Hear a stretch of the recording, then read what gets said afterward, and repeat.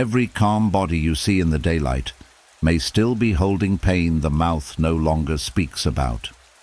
When the room becomes quiet, when the day finally ends, when there is nothing left to fix, explain, or control, old feelings can rise from places deeper than thought.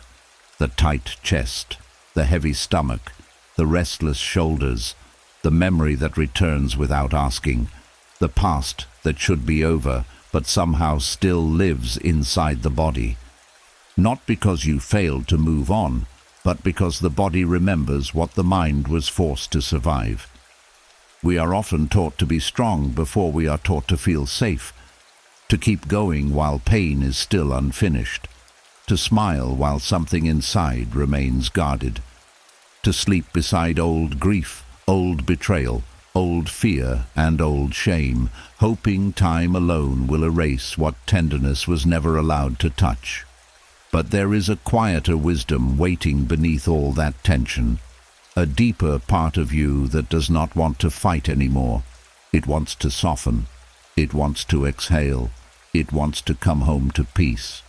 The Stoics understood that healing begins when we stop obeying the past as if it is still happening.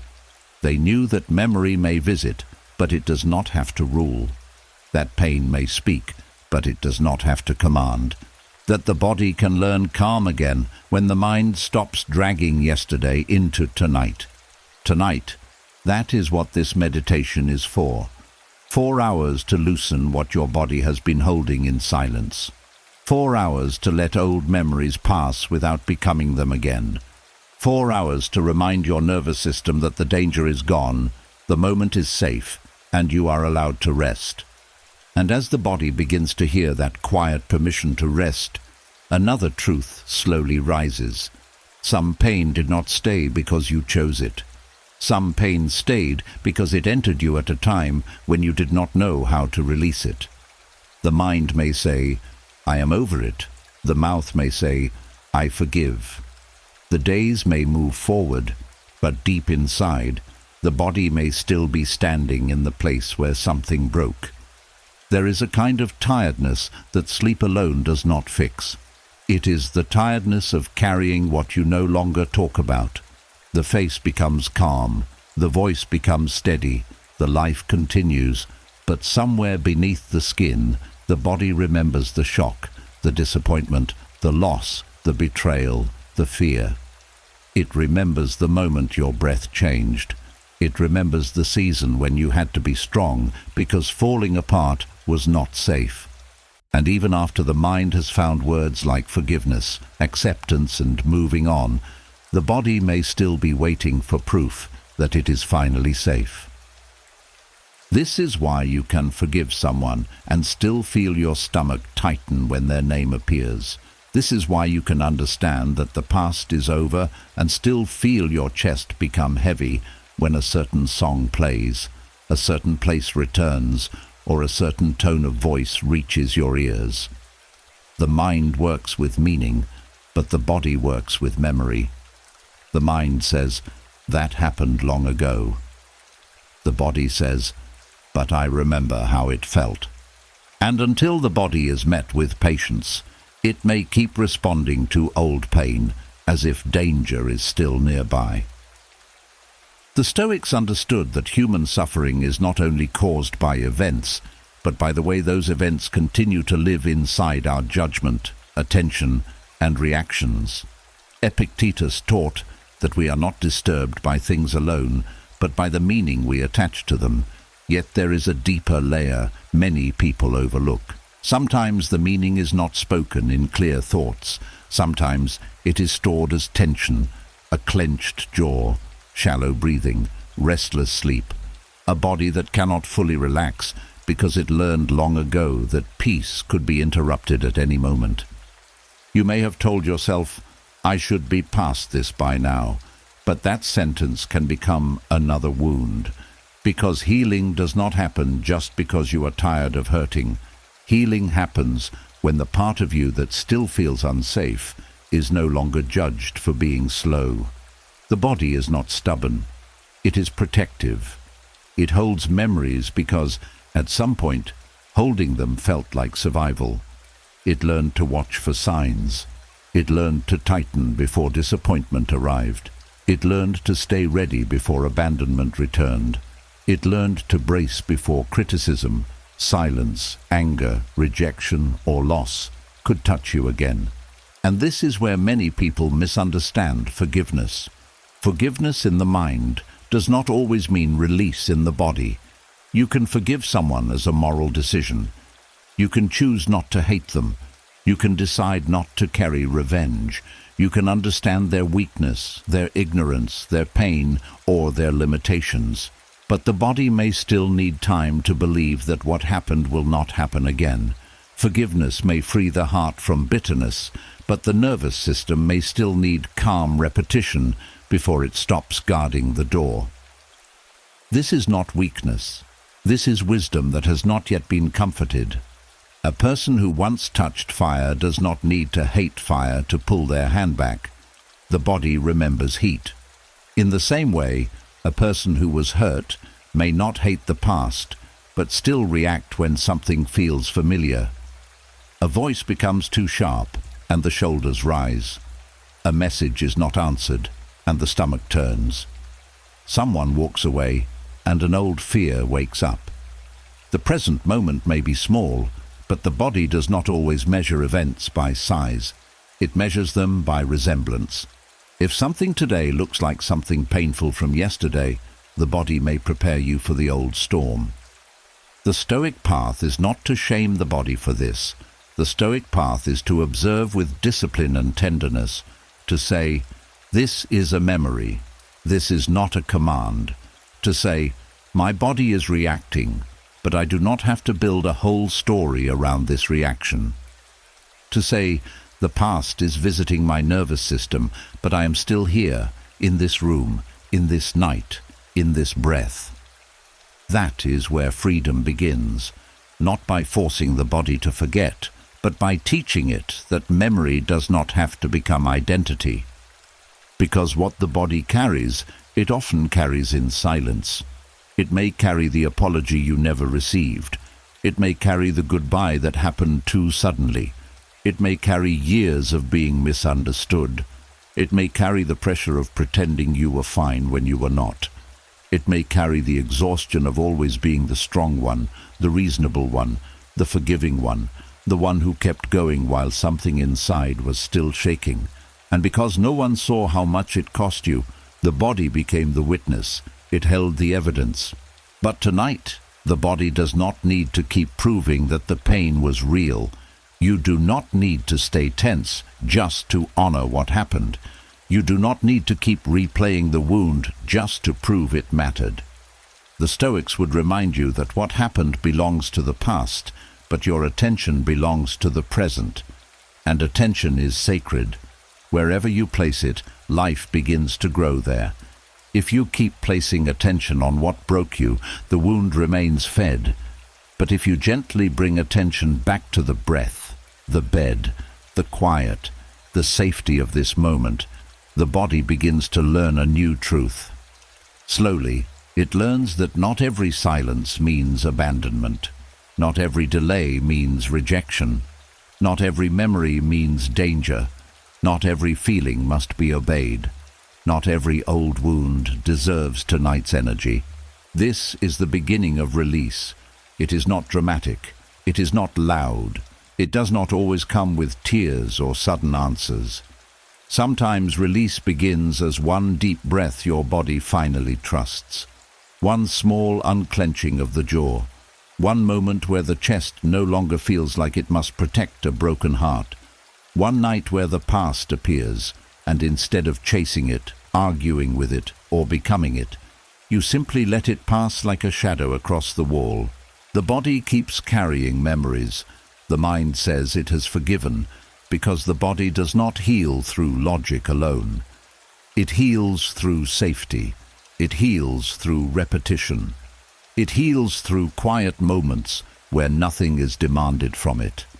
It heals when you stop treating its reactions as failure and start treating them as messages from a part of you that has been waiting to be heard. So tonight, do not force yourself to be over anything. Do not command your body to release what it has carried for years. Just begin by becoming kind toward the place inside you that still remembers. Let your breath become proof that this moment is different. Let the stillness teach your body that it no longer has to stand guard over an old battlefield. Let your mind soften its grip. Let the past be something that happened, not something that keeps happening through you. And as sleep comes closer, allow this truth to settle deep within you. You are not behind in your healing. You are not broken because your body remembers. You are human. You survived something that left an imprint. But an imprint is not a prison.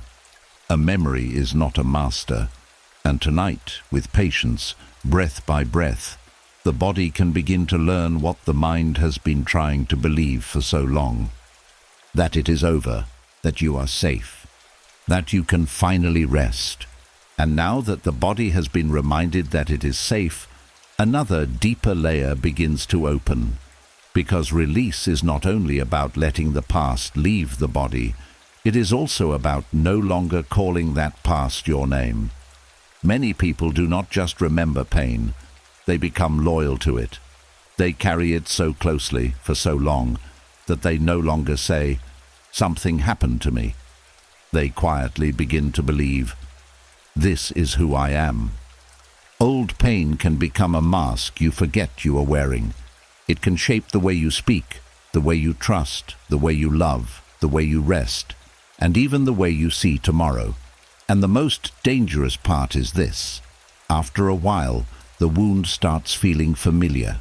Not peaceful, not healthy, not freeing, but familiar.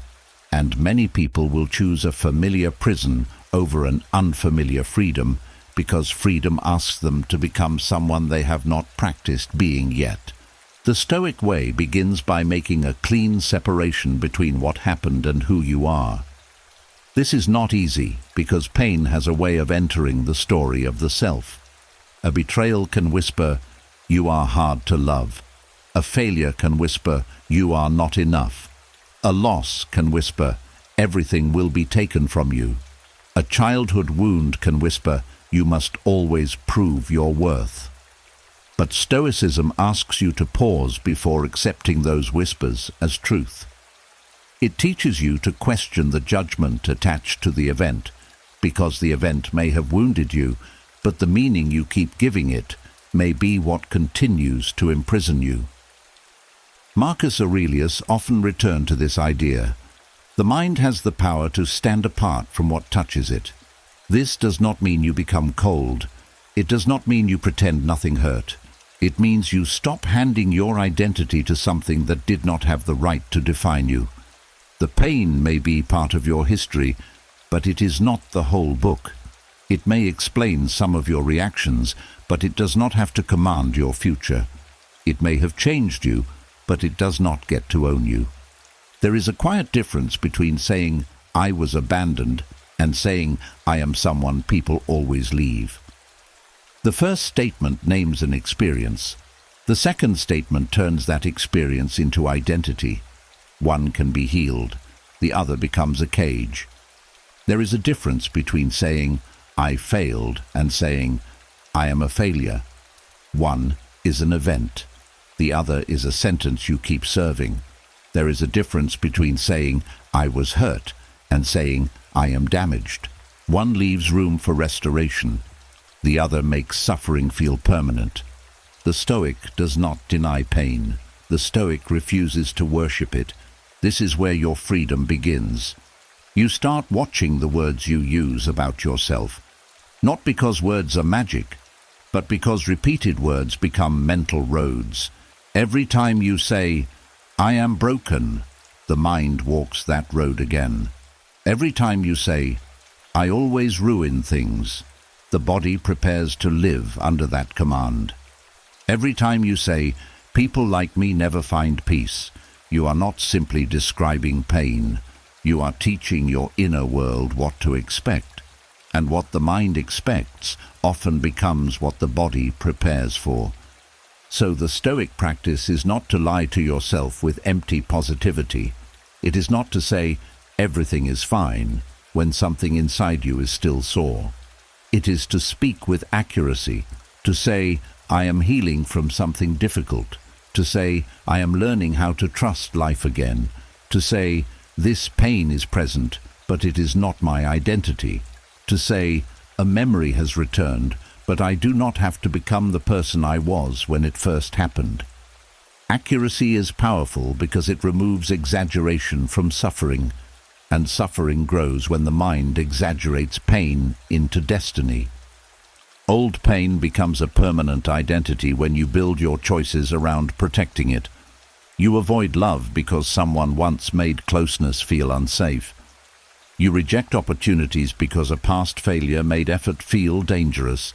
You stay silent because someone once punished your honesty. You expect disappointment because hope once embarrassed you, and without realizing it, you stop living from wisdom and start living from defense. You call it being careful, but sometimes it is the old wound making decisions in your voice. Stoicism brings you back to what is yours. It asks, what is within your control now? Not what they did, not what was lost, not what should have happened, not the years you cannot return to.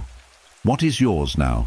Your response, your attention, your interpretation, your next honest action, your willingness to stop letting a former version of yourself make every decision for the person you are becoming. This is not about rushing healing. It is about reclaiming authority, because old pain often wants to be the leader of the inner life. It wants to tell you when to trust, when to hide, when to speak, when to withdraw, when to expect disaster, when to close your heart. But the Stoic part of you stands up gently and says, thank you for trying to protect me, but you are no longer fit to guide my life. That sentence matters, because many wounds began as protection. Your distance protected you. Your suspicion protected you. Your silence protected you. Your emotional control protected you. But what protected you in one season can imprison you in another. A shield is useful in battle, but exhausting in bed. And tonight, you are not on a battlefield. You are here, breathing, listening, softening, returning. To stop treating old pain as identity, you must learn to meet it without obeying it. When sadness comes, you do not have to say, this is me. You can say, sadness is moving through me. When fear comes, you do not have to say, I am weak. You can say, fear is asking for reassurance. When anger rises, you do not have to say, I am a bitter person. You can say, something in me still wants justice. This small distance is the doorway to freedom. You are not the storm. You are the one aware of the storm. The Stoics practiced this inner distance every day. They understood that the mind becomes trapped when it fuses with every feeling. But a feeling is not a commandment. A memory is not a prophecy. A wound is not a personality. You can feel something deeply and still choose who you will be while feeling it. That is strength, not the strength of pretending, not the strength of becoming hard, but the strength of remaining conscious in the presence of pain.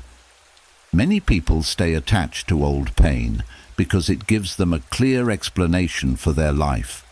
It answers everything too quickly. Why do I not try? Because I was hurt. Why do I not trust? Because I was betrayed. Why do I not rest? Because I had to survive. These answers may be true at one level, but they become dangerous when they become final. The past may explain your patterns, but it must not be allowed to excuse your captivity forever. At some point, healing asks a quiet question. Who would I be if I stopped organizing my whole life around what happened? That question can feel uncomfortable because pain, even when heavy, can become familiar ground. Without it, you may feel exposed. You may wonder what remains if you are no longer the rejected one, the betrayed one, the overlooked one, the abandoned one, the one who had to be strong. But beneath all those names is something older than pain. There is awareness, there is dignity, there is choice. There is a self that existed before the wound and still exists beneath it. Stoicism calls you back to that self. It reminds you that your character is not formed by what others did, but by what you practice now. If someone was cruel, your character is not cruelty. If someone left, your character is not abandonment. If someone lied, your character is not distrust. If life disappointed you, your character is not despair. Your character is what you choose to strengthen after the wound. Patience, courage, honesty, self-respect, calm, discipline, mercy, wisdom. These are not decorations for easy lives. They are forged in the very places pain tried to own. This is why old pain does not have to be wasted, but it must be transformed. If it remains identity, it becomes a chain. If it becomes wisdom, it becomes a lantern. The same wound that once made you guarded can teach you discernment. The same disappointment that once made you bitter can teach you humility. The same grief that once hollowed you out can teach you tenderness. The same betrayal that once made you question yourself can teach you to stand closer to your own truth.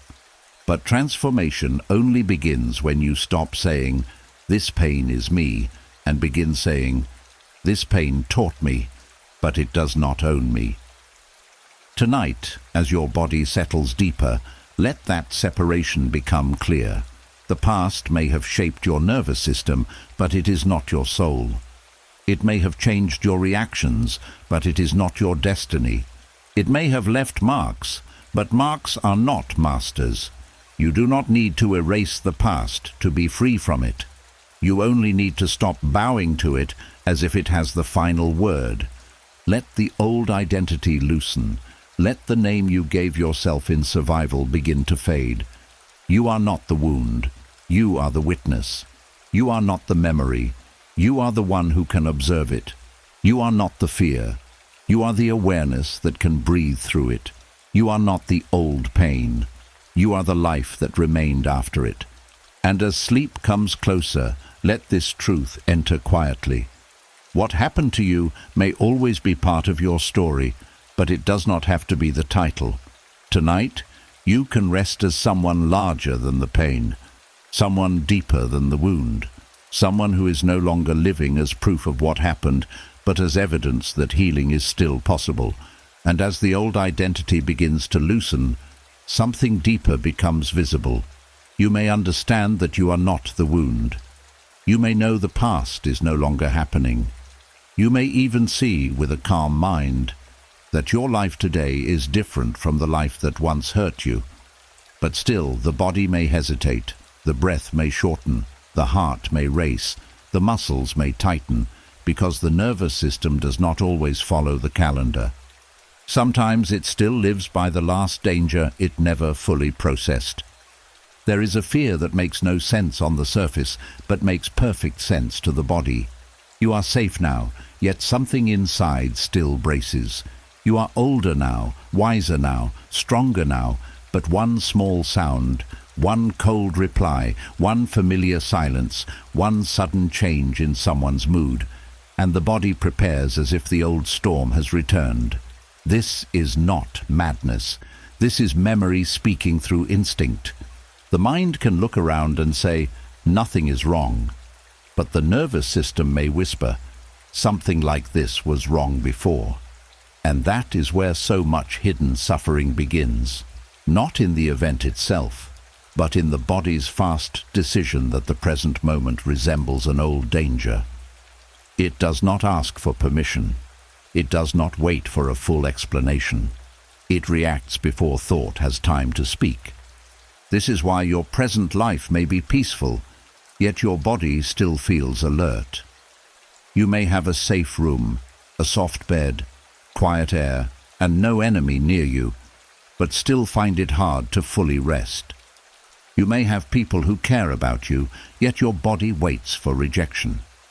You may have a stable life, yet your stomach tightens when plans change.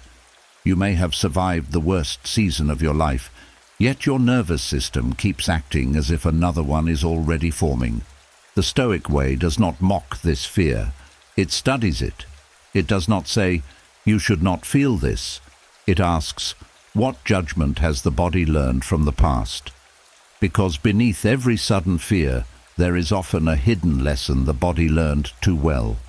Maybe it learned that peace never lasts. Maybe it learned that love can disappear without warning. Maybe it learned that honesty brings punishment. Maybe it learned that being relaxed makes you vulnerable. Maybe it learned that if you are not prepared, pain will catch you unguarded. And so the body keeps preparing. This is why survival can become exhausting long after the danger is gone. The nervous system was designed to protect you, not to make you comfortable. Its first concern is not happiness. Its first concern is safety. If it once helped you survive by staying alert, it may keep using that same method even when the method is no longer needed. It is like a guard standing at a gate years after the war has ended, still watching the road, still holding the weapon, still waiting for footsteps that may never come. But here is the quiet truth. The guard is not your enemy. The guard is tired. Many people become angry at themselves for being sensitive. They say, "Why do I react like this? Why can't I just calm down? Why am I still afraid when everything is fine?" But anger only tells the nervous system there is more danger. Shame only tightens the body further. The body does not relax because it is insulted. It relaxes because it is reassured. It does not soften under criticism. It softens under safety. The Stoics believed that freedom begins with awareness. Before you can change a reaction, you must see it clearly, not dramatically, not with blame, just clearly. When the body reacts, pause and name what is happening. My nervous system is remembering. My body is trying to protect me. This fear belongs to an old lesson. This moment is not the same as that moment. These simple words create space between you and the reaction. And in that space, you begin to regain command. Because fear becomes stronger when it is mistaken for truth. If your body tightens and you immediately believe something bad is coming, fear becomes your ruler. But if your body tightens and you say, "This is an old alarm," fear loses some of its authority. The alarm may still ring, but you do not have to run through the house looking for a fire that is not there. Your nervous system may still fear what your present life has already survived because it is not convinced by knowledge alone. It needs repeated evidence. It needs to experience calm again and again. It needs quiet nights where nothing goes wrong. It needs gentle breathing when old fear rises. It needs your steady attention returning to the room, to the bed, to the body, to the present. It needs to learn safety the same way it learned fear, through repetition. This is why healing can feel slow. You are not only changing thoughts, you are teaching the body a new language, and the body learns through patterns. If for years it learned to expect criticism, it will not fully trust kindness after one kind word. If for years it learned that closeness leads to pain, it may not relax after one safe relationship. If for years it learned that rest is dangerous, it may not sleep deeply after one peaceful evening. But each calm moment matters. Each breath matters. Each time you do not obey the old alarm, you are teaching the body that the past is not in charge. Stoicism gives you a strong and gentle way to meet this process. It reminds you to separate what is happening from what your fear says is happening. A message that arrives late is just a message that arrives late. It is not always abandonment. A person's quiet mood is just a quiet mood. It is not always rejection. A difficult day is just a difficult day. It is not proof that your whole life is falling apart. The Stoic mind learns to stop adding old meanings to new moments. This does not mean you ignore real danger. Wisdom is not blindness. If something is truly unsafe, you respond with clarity. But many old fears return in safe places. They come not because the present is dangerous, but because the present touched a place inside you that remembers danger. And when that happens, the practice is to come back to what is real now. Not what happened then, not what might happen later. Now. Right now, feel the body resting where it is. Right now, notice that the past is not standing in the room. Right now, the breath is moving. Right now, the night is holding you.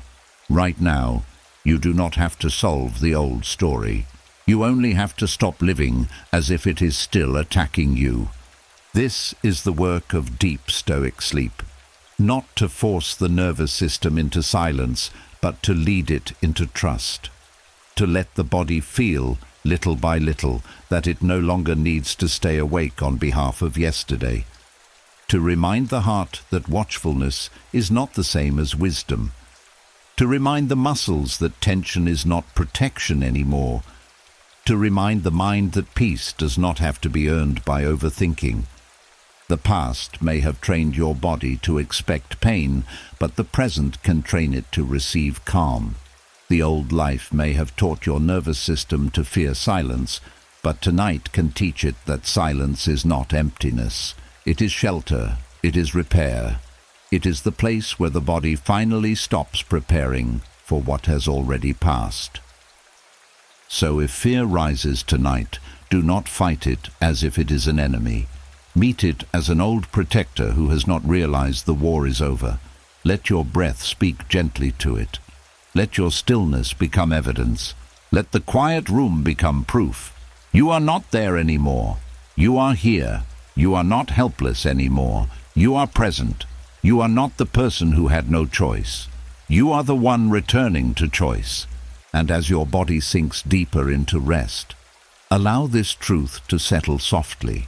Your nervous system may still remember danger, but it can also learn peace. It may still carry old alarms, but they can grow quieter. It may still flinch at shadows from the past, but shadows are not chains. Tonight, you do not need to prove you are healed.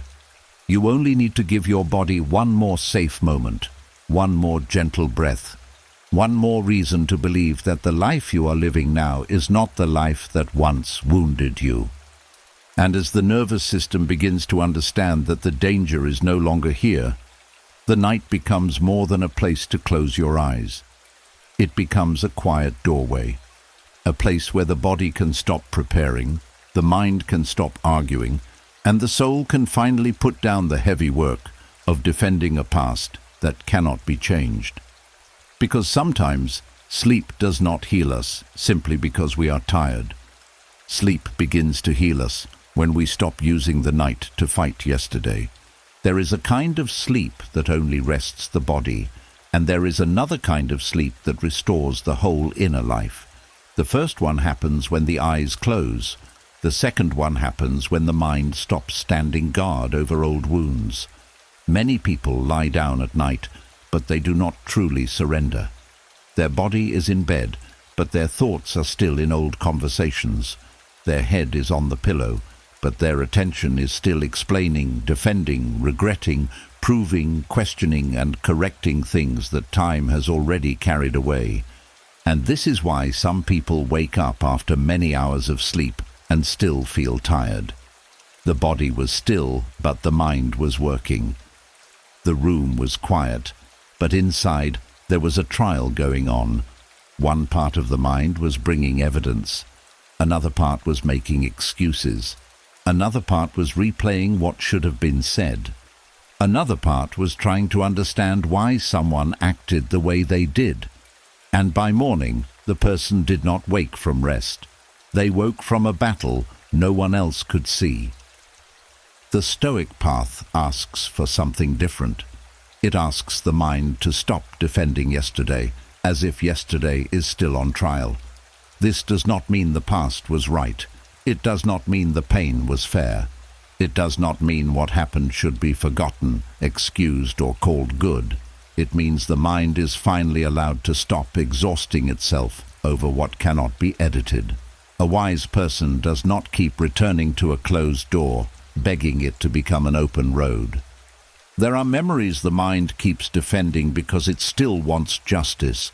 It wants someone to understand. It wants the truth to be seen. It wants the wound to be respected. It wants the story to end differently. And this desire is human.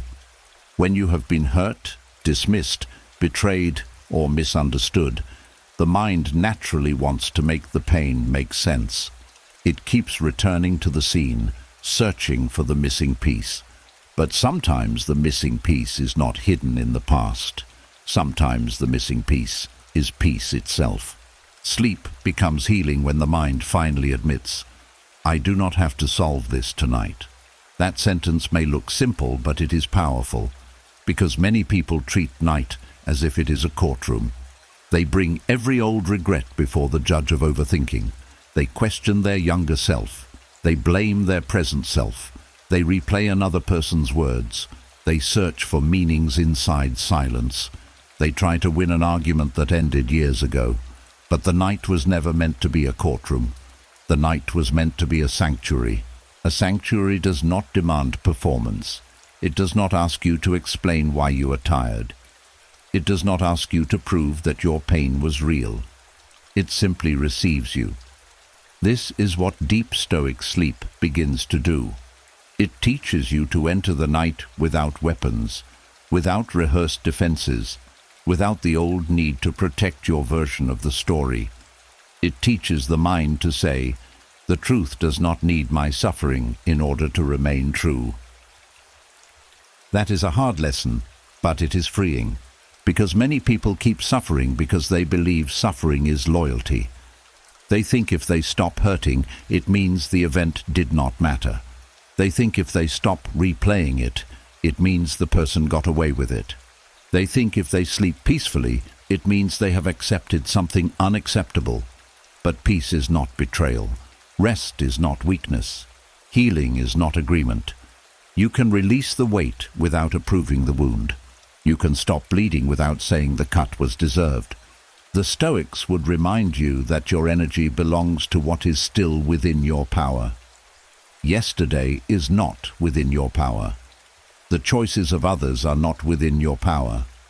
The words that were spoken, the silence that followed, the years that passed, the love that failed, the apology that never came, the ending that hurt more than you expected, all of these now belong to what cannot be changed. But your attention tonight is still yours.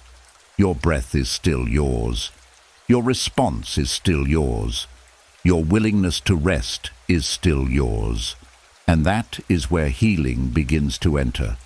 When the mind stops defending yesterday, the body no longer has to stay tense on behalf of the story. The shoulders no longer have to lift as if they are carrying proof. The jaw no longer has to clench around words that were never spoken. The stomach no longer has to hold the fear of what already passed. The chest no longer has to protect a wound by staying hard. Slowly, the body receives a new message. We are not fighting now. We are resting now. This message must be repeated gently, not forced, not rushed, just offered again and again. Because the mind that has defended yesterday for years may not surrender in one moment. It may return to its old habit. It may say, "But what about what happened?" And you can answer softly, "It happened, but I am not living there tonight." It may say, "But they never understood." And you can answer, "Their understanding is not required for my rest." It may say, "But I should have done something differently." And you can answer, "I can learn without punishing myself." This is Stoic sleep. It is not empty sleep. It is wise sleep. It is sleep guided by the decision to stop spending sacred night energy on things that no longer obey your effort. It is the quiet discipline of closing the gates of the mind and refusing to let old chaos enter without permission. It is choosing not to let memory become a thief of rest. Because the past has already taken enough.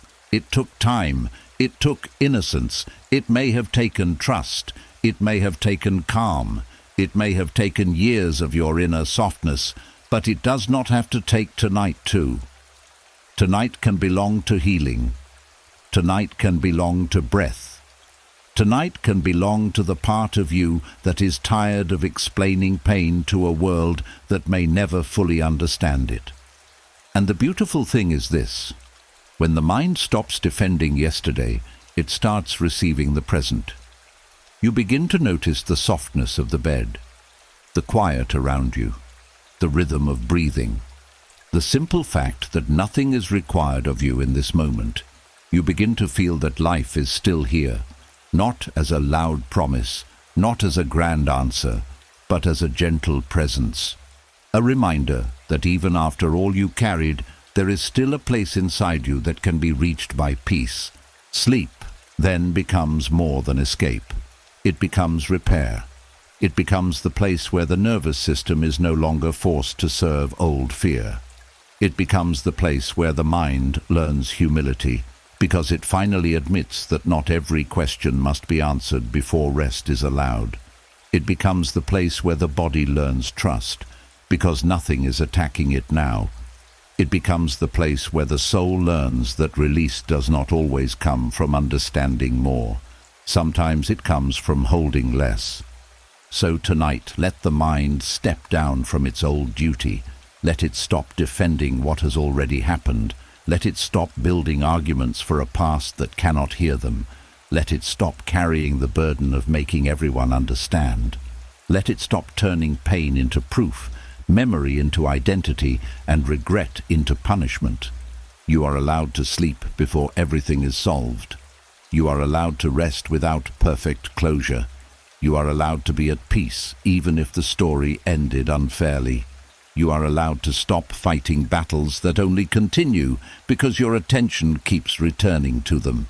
And as your breathing slows, allow one simple truth to settle through the body. Yesterday does not need your protection tonight. What happened is already written, but this moment is still alive. This breath is still yours. This rest is still possible. And when the mind finally stops defending the past, sleep becomes the quiet medicine that teaches the whole body how to come back to life.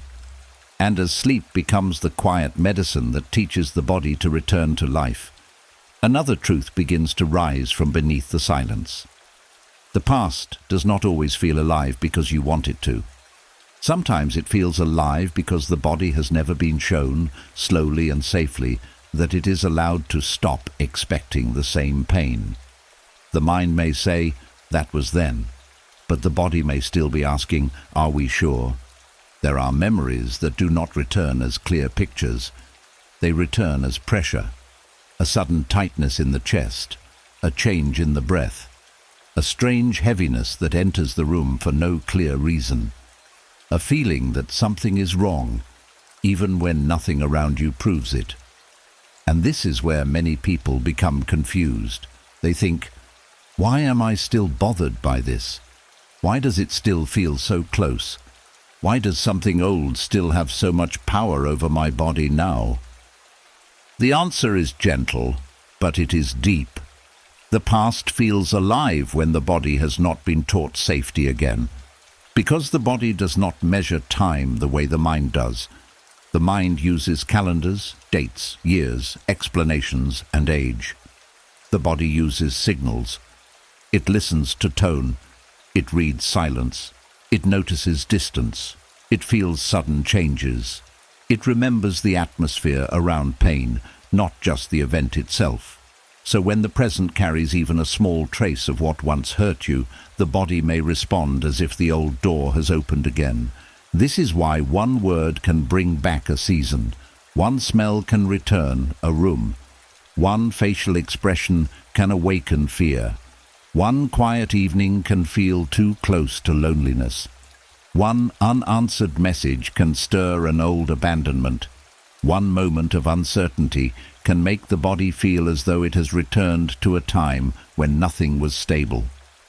The past is not truly happening again, but the body is responding to a pattern it once learned as danger.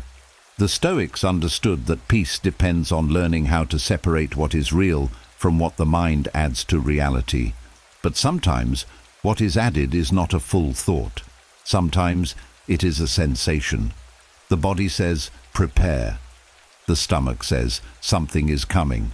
The shoulders say, brace yourself. The breath says, do not relax yet. And before the mind has even formed a sentence, the body has already stepped into defense. This is not because you are broken. It is because your system once learned that safety could disappear. And when the body has not been gently retrained, it keeps using old maps in a new world. It keeps walking through today as if yesterday is still the landscape. It keeps checking for danger in places where there may now be peace. It keeps searching the faces around you for signs of the pain you already survived. A person who has known deep disappointment may struggle to trust happiness when it arrives. Not because they do not want joy, but because joy feels exposed. A person who has lived through betrayal may struggle to relax in love. Not because they want to be distant, but because closeness once carried a cost. A person who had to survive chaos may feel uncomfortable in calm. Not because calm is bad, but because calm is unfamiliar. And what is unfamiliar can feel unsafe, even when it is good. This is one of the quiet tragedies of old pain. It can make peace feel suspicious. You may finally reach a season where no one is hurting you, but your body still waits. You may finally be around people who mean well, but your body still studies every change in their voice. You may finally have space to rest, but your body does not know what to do with stillness. It may keep looking for a problem because, for a long time, finding the problem early helped you survive. Your awareness became sharp. Your emotions became guarded. Your sleep became light. Your heart learned to listen for footsteps before it listened for comfort. But now, that same protection may be keeping you from receiving the life in front of you. The Stoic way is not to force the body into peace with harsh commands. It is not to say, calm down, as if fear obeys shame. It is to become a wise guide to the body, a calm inner teacher, a steady presence. You begin to say, through your breath and your choices, this is not then, this is now. You say it not once, but many times. You say it when your chest tightens. You say it when the old sadness rises. You say it when your mind wants to make a small moment into a whole disaster. You say it when your body prepares for a storm that is not here. Safety is not only a thought. Safety is an experience the body must repeat until it becomes believable. This is why deep sleep matters so much.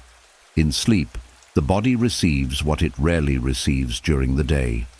A pause from performance. No defending, no explaining, no proving, no scanning every face, no carrying every role, no pretending to be fine. In true rest, the body begins to understand that it does not have to be useful to be worthy. It does not have to stay tense to stay alive.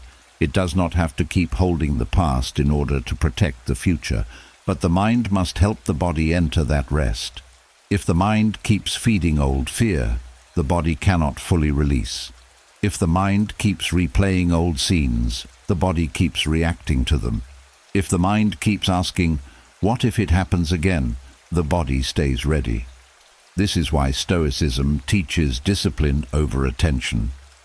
Not because feelings are unimportant, but because attention is the doorway through which old pain keeps entering the present. What you keep attending to, your body keeps preparing for. If you keep attending to betrayal, your body prepares for mistrust. If you keep attending to loss, your body prepares for emptiness. If you keep attending to regret, your body prepares for punishment. If you keep attending to fear, your body prepares for danger. But when you gently return attention to the breath, to the softness beneath you, to the stillness around you, to the simple truth that this moment is not attacking you, the body begins to receive a new lesson. And that new lesson is simple. Safety can exist. Maybe it did not exist then. Maybe it was taken from you. Maybe you had to become strong before you were ready. Maybe you had to carry emotions no one helped you understand. Maybe you had to make peace with endings you never chose. But tonight is not asking you to carry all of that again. Tonight is asking you to let the body experience one honest moment without defense. One safe breath. One quiet release. One softening of the shoulders. One unclenching of the hands. One moment where you do not search the darkness for danger. This is how the past begins to lose its life inside you. Not because you erase it, but because you stop giving it fresh evidence. You stop teaching the body that old pain is still present. You stop turning memory into weather. You stop allowing yesterday to decide whether tonight can be peaceful. The Stoics would remind you that the present is the only place where your power lives. The past may visit the mind, but it cannot act unless your attention gives it movement. It cannot touch your body unless your nervous system believes it must respond. So you return to what is real. The bed is real. The breath is real. The quiet is real. The body is here. The old event is not here. The old danger is not here. The old version of you who had no choice is not alone anymore. You are here with yourself now, and this matters more than it seems. Because safety is not only found in other people, it is found in the way you stay with yourself when old fear rises. If you abandon yourself every time your body reacts, the fear grows. But if you remain present, patient and gentle, the body learns that even when memory returns, you will not leave. You will not shame it. You will not fight it. You will guide it back. Tonight, let the body learn that lesson. Let it feel that peace does not have to be dangerous. Let it discover that calm is not a trap. Let it understand that rest is not weakness. Let it know that the past may knock, but it does not own the house anymore. And as sleep comes closer, allow this truth to settle deep within you. The past feels alive only where safety has not yet reached. So tonight, let safety reach those places. Let it move into the chest. Let it move into the stomach. Let it move into the jaw, the shoulders, the hands, the breath. Let it speak softly to every guarded part of you. You are not there anymore. You are here. You are not waiting for the old pain anymore. You are learning peace. And little by little, the body can stop remembering the past as a threat and begin receiving the present as a shelter. And as the body begins to receive the present as a shelter, the mind is invited into a quieter discipline. Because even when the body starts softening, the mind may still reach backward. It may still return to scenes that cannot be rewritten. It may still open old conversations, old endings, old mistakes, old moments where you wish you had known more, said more, seen more, or walked away sooner. But peace deepens when you stop rehearsing what life has already closed. Some memories do not hurt because they return. They hurt because you keep practicing them. You repeat the scene. You change your answer. You fix your tone. You create a version where they finally understand you. You create another where you leave earlier. You create another where you never trusted them. And every time you do this, the mind feels busy, but the soul feels tired, because no matter how many times you rehearse the past never changes its lines. There is a pain that comes from what happened, and there is another pain that comes from mentally returning to it, as if one more thought will unlock a different ending. This is where many people lose rest. Not because the night is loud, but because the mind keeps holding auditions for a scene that has already finished. It keeps calling back the same people, the same words, the same wounds, hoping the story will finally obey the heart. But the past is not a living room you can rearrange. It is a room you have already walked through. The Stoic way asks for discipline here. Not harshness, not denial, not pretending that the memory means nothing, but a clean, firm decision to stop spending fresh life on dead moments. Marcus Aurelius reminded himself again and again to return to the present task, to what is here, to what belongs to him now. That is the heart of Stoic practice. You do not waste your strength trying to rule what time has already removed from your hands. And this is difficult because rehearsal can feel like control. When you replay what happened, it may seem like you are protecting yourself. It may feel like you are preparing, understanding, correcting, or preventing future pain. But often, you're only teaching the nervous system to suffer from the same moment again. The body does not know that you are only thinking. It feels the memory as an experience. The jaw tightens again. The chest closes again. The stomach turns again. The breath shortens again. And something that happened once begins to happen many times inside you. This is why no longer rehearsing what cannot be changed is an act of mercy toward your own body. It is saying, you do not have to relive this just because my mind still wants answers. It is saying, I will not drag you back into a place we already survived. It is saying, I can learn from the past without forcing myself to sleep inside it. The mind often rehearses because it wants to find the exact point where things could have been different. It asks, what if I had spoken sooner? What if I had stayed quiet? What if I had noticed the signs? What if I had chosen another path? But many of these questions are not wisdom. They are punishment wearing the clothes of reflection. Wisdom asks a question once, gathers the lesson, and returns to life. Punishment asks the same question again and again, not to learn, but to wound. You must learn the difference. Useful reflection leaves you clearer. Emotional rehearsal leaves you heavier. Useful reflection gives you a lesson you can carry forward. Emotional rehearsal gives you a burden you keep carrying in circles.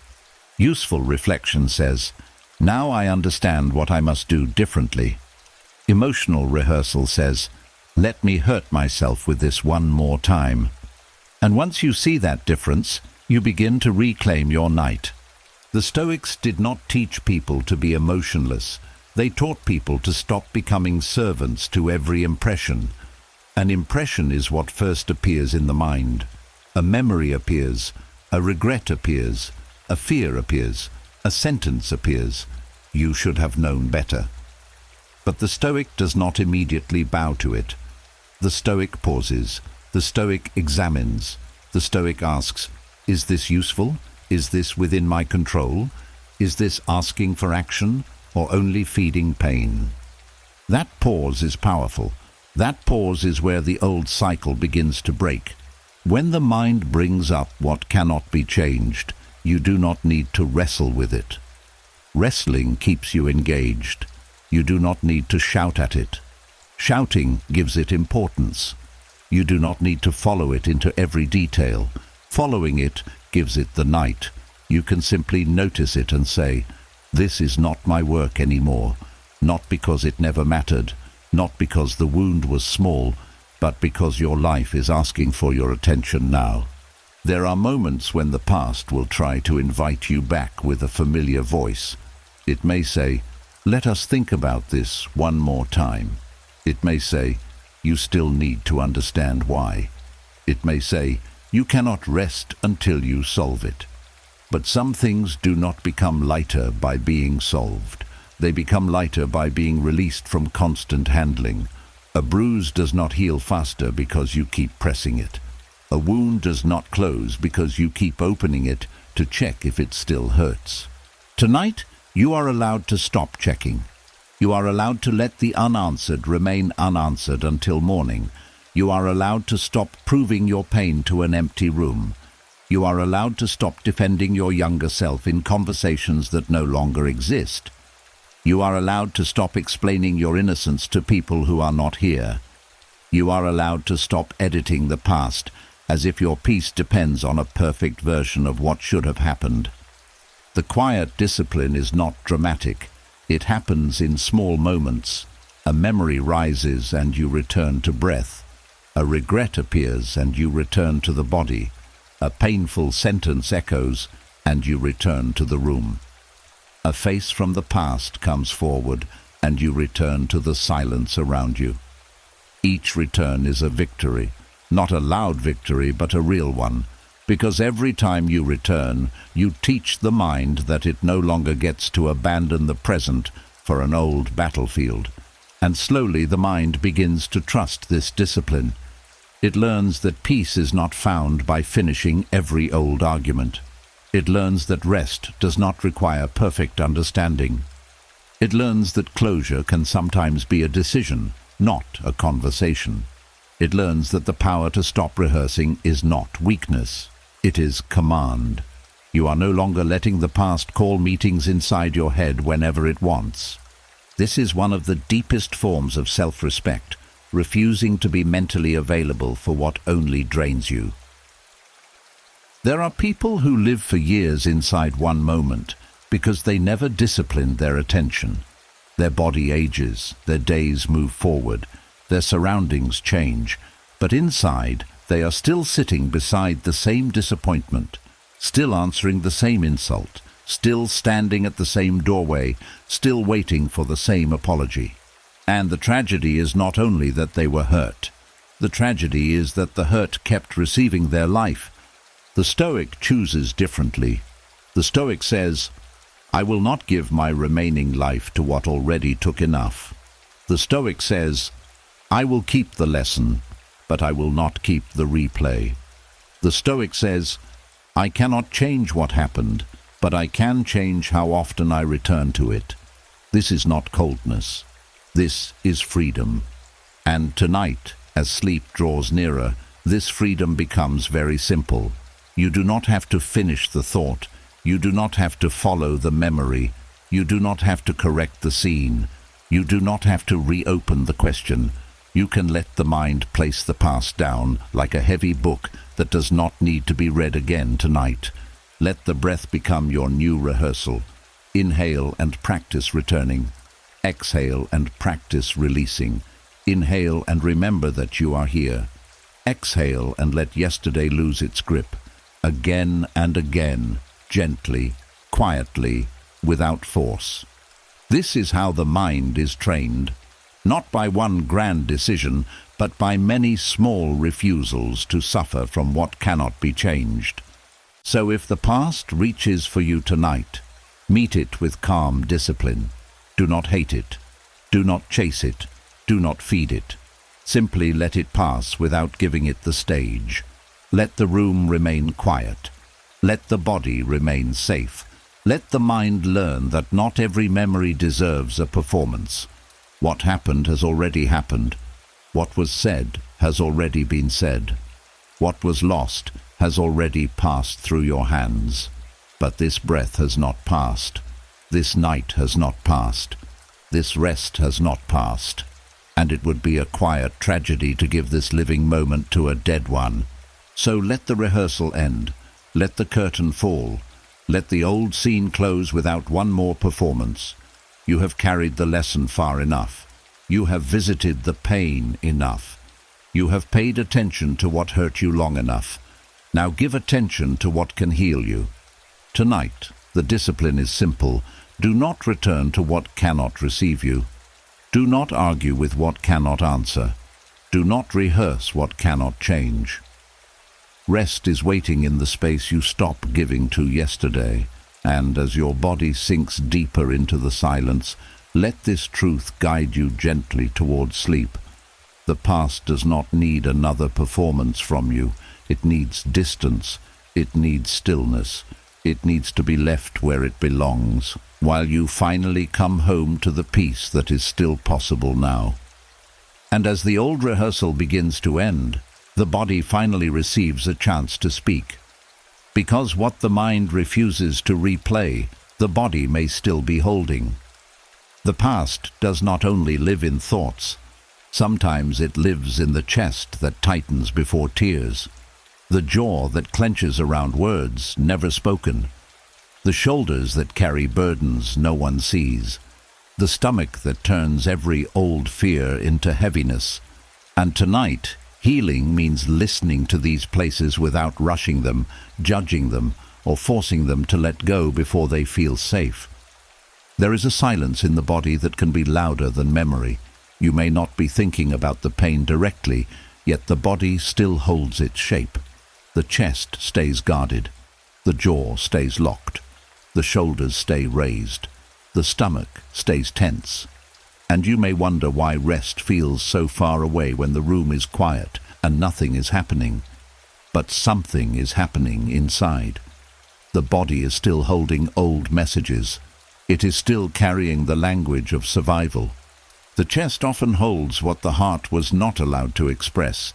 It carries grief that had to be hidden, love that had nowhere to go, fear that had to be swallowed, and sadness that was postponed because life demanded strength.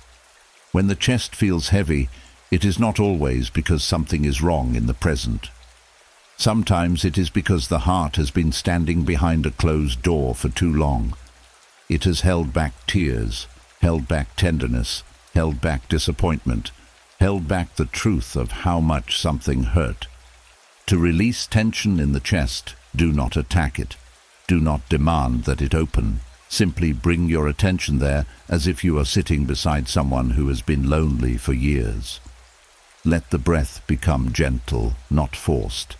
Let each inhale enter softly, and let each exhale carry the message: you do not have to protect everything tonight.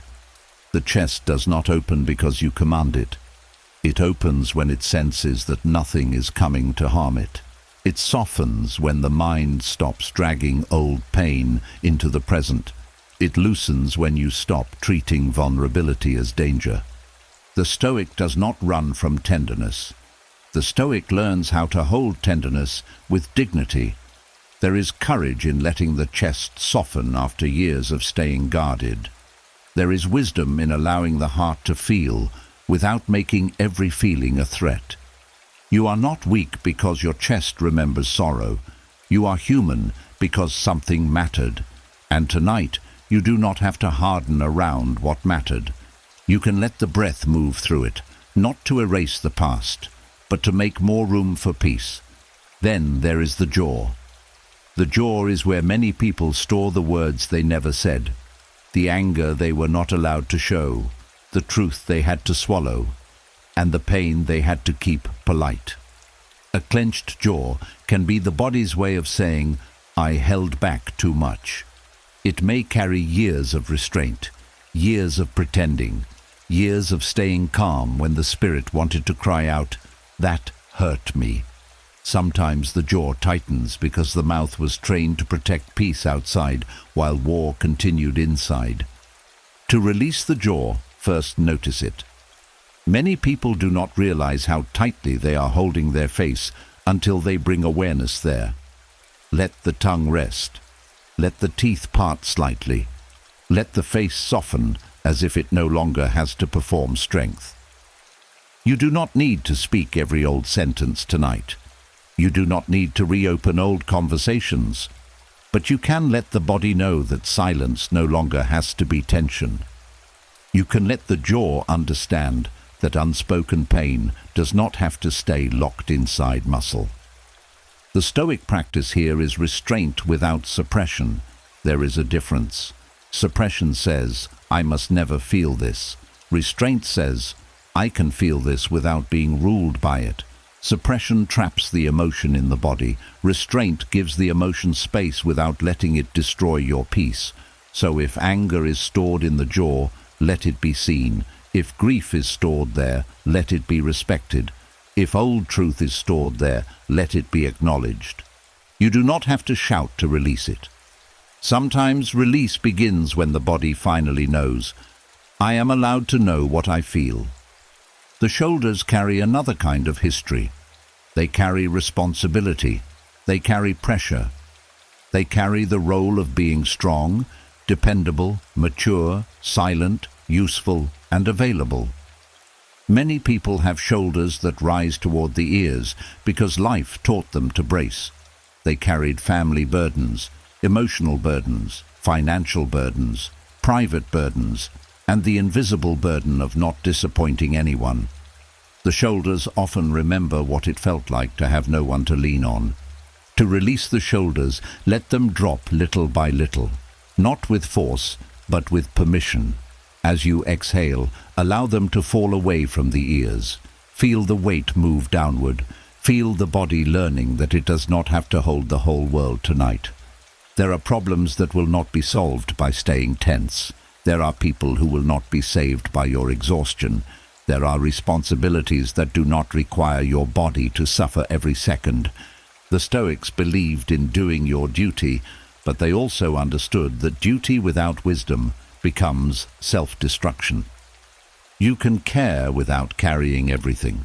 You can love without making your body a storage place for everyone's pain. You can be responsible without treating rest as betrayal. The shoulders must learn this. They must learn that lowering does not mean giving up. Softening does not mean becoming careless. Resting does not mean you have abandoned what matters. It means you are returning to yourself so you can live with steadier strength. And then there is the stomach. The stomach often holds fear before the mind can explain it. It tightens when uncertainty enters. It turns when old insecurity wakes up. It becomes heavy when shame, dread, or worry has nowhere else to go. Many people carry the past in the stomach because they spent years expecting something to go wrong. The body learned to prepare from the center. It learned to fold inward. It learned to hold anxiety like a secret stone. To release tension in the stomach, place your attention there with patience. Let the belly soften as much as it can. Let the breath move lower. You do not need to force deep breathing. Just allow the body to receive air without armor. If the stomach feels tight, do not call it failure. Call it information. It may be saying, I have been afraid for a long time. It may be saying, I need reassurance. It may be saying, I do not know how to trust ease yet. Answer it with presence. Answer it with calm. Answer it with the quiet truth that nothing needs to be solved in this moment. The Stoic mind helps by refusing to feed the stomach with future disasters. The body tightens when the mind keeps asking, what if? What if they leave? What if I fail? What if I am not safe? What if the pain returns? But not every what if deserves your life. Some thoughts are only old fear trying to dress itself as preparation. Tonight, you can let the stomach know that planning is finished for now. Defending is finished for now. Predicting is finished for now. This breath is enough. The body releases emotional tension not because you fight it, but because you befriend it. The chest, jaw, shoulders, and stomach are not enemies. They are places where the story has been stored. They are faithful servants that held what you did not know how to process. They tightened to protect you. They carried what the mind could not carry alone. But now, they do not have to keep holding the same shape forever. So move through the body slowly. Let the chest soften around the heart. Let the jaw release the words it does not need to guard tonight. Let the shoulders lower the weight of being everything for everyone. Let the stomach unclench from fears that are not present in this room. Do not rush. Do not demand. Do not measure. Just offer safety again and again. This is deep Stoic rest. The mind choosing not to disturb the body with old stories, and the body learning that it no longer has to store old storms. The past may have entered through shock, grief, betrayal, fear, or shame, But release enters through awareness. It enters through breath. It enters through the simple decision to stop abandoning the body when it asks for tenderness. Tonight, let every tense place become a doorway back to yourself. Let the chest say, I can open slowly. Let the jaw say, I no longer have to hold every unsaid thing. Let the shoulders say, I am allowed to put this down. Let the stomach say, I am safe enough to soften. And as sleep comes closer, let the body feel what the mind is learning. You do not have to carry pain in your muscles to prove that it mattered. You can remember without tightening. You can heal without forcing. You can rest without finishing every story. And little by little, breath by breath, the body can release what the soul was never meant to hold forever. And as the body begins to release the tension it has stored in silence, a deeper wound may rise from beneath the muscles, because some pain is not held only as stress. Some pain is held as betrayal, the kind that does not merely hurt the heart, but teaches the body to question safety itself. And even when the heart wants peace, even when it no longer wants anger, even when it is tired of carrying the story, the body may still remember the moment trust was broken. Betrayal has a different weight from ordinary pain. It is not only the loss of something, it is the shock of realizing that what felt safe was not as safe as you believed. The body remembers that shock. It remembers the sudden fall inside. It remembers the tightening. It remembers the confusion. It remembers how quickly warmth turned into danger, how quickly closeness became a wound, how quickly someone familiar became someone the body could no longer relax around. And this is why peace after betrayal can feel so difficult. The heart may say, I want to move on. The mind may say, I understand what happened. The soul may say, I no longer want to hate anyone. But the body may still whisper, be careful. Not because it wants to live in pain, but because betrayal taught it that what looks safe can still hurt. There is a hidden injury in betrayal that many people do not understand. It does not only break trust in another person, it can also break trust in your own judgment. You begin to ask, how did I not see it? Why did I believe them? Why did I ignore the signs? How could I feel safe with someone who could hurt me like that? And slowly, the body becomes watchful. It starts scanning. It starts checking every tone, every pause, every change, every silence. It does not want to be fooled again. This is how betrayal can turn the body into a guard. The chest closes before closeness gets too deep. The stomach tightens when someone becomes too important. The shoulders lift when love feels uncertain. The jaw holds back words because honesty once led to pain. The body begins to protect itself not only from the person who betrayed you, but from anything that carries a similar feeling. A small delay feels like dishonesty. A quiet mood feels like distance. A change in behavior feels like danger. The present becomes covered with the shadow of the past. The Stoic way does not ask you to shame this reaction. It asks you to understand it clearly. Because what is understood can be guided. What is judged harshly often hides deeper. Betrayal taught the body a lesson, but that lesson may now be too broad. The body learned trust can hurt, but if left unexamined, it may turn that lesson into all trust is dangerous. It learned someone I loved was not honest, but it may turn that into no one can be believed. It learned I was wounded when I opened my heart, but it may turn that into I must never open again. This is where Stoic wisdom becomes necessary. The Stoic does not throw away discernment in the name of peace, but the Stoic also does not let one wound become the law of all future life. Peace does not mean becoming naive. Peace means becoming clear. It means you learn from betrayal without letting betrayal become your master. You keep the wisdom, but you release the constant alarm. You remember the lesson, but you do not keep sleeping beside the knife. The heart wants peace because the heart knows it was not created to live forever in defense. It wants softness again.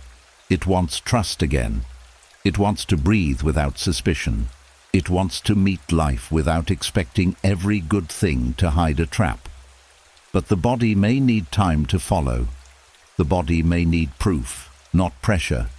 It may need repeated moments where honesty is honored, where boundaries are respected, where silence is not used as punishment, where love does not come with fear, where calm does not disappear without warning. You cannot force the body to trust by saying, "It is over." You teach it by showing it again and again that you will not abandon yourself the way someone else once did. This is important.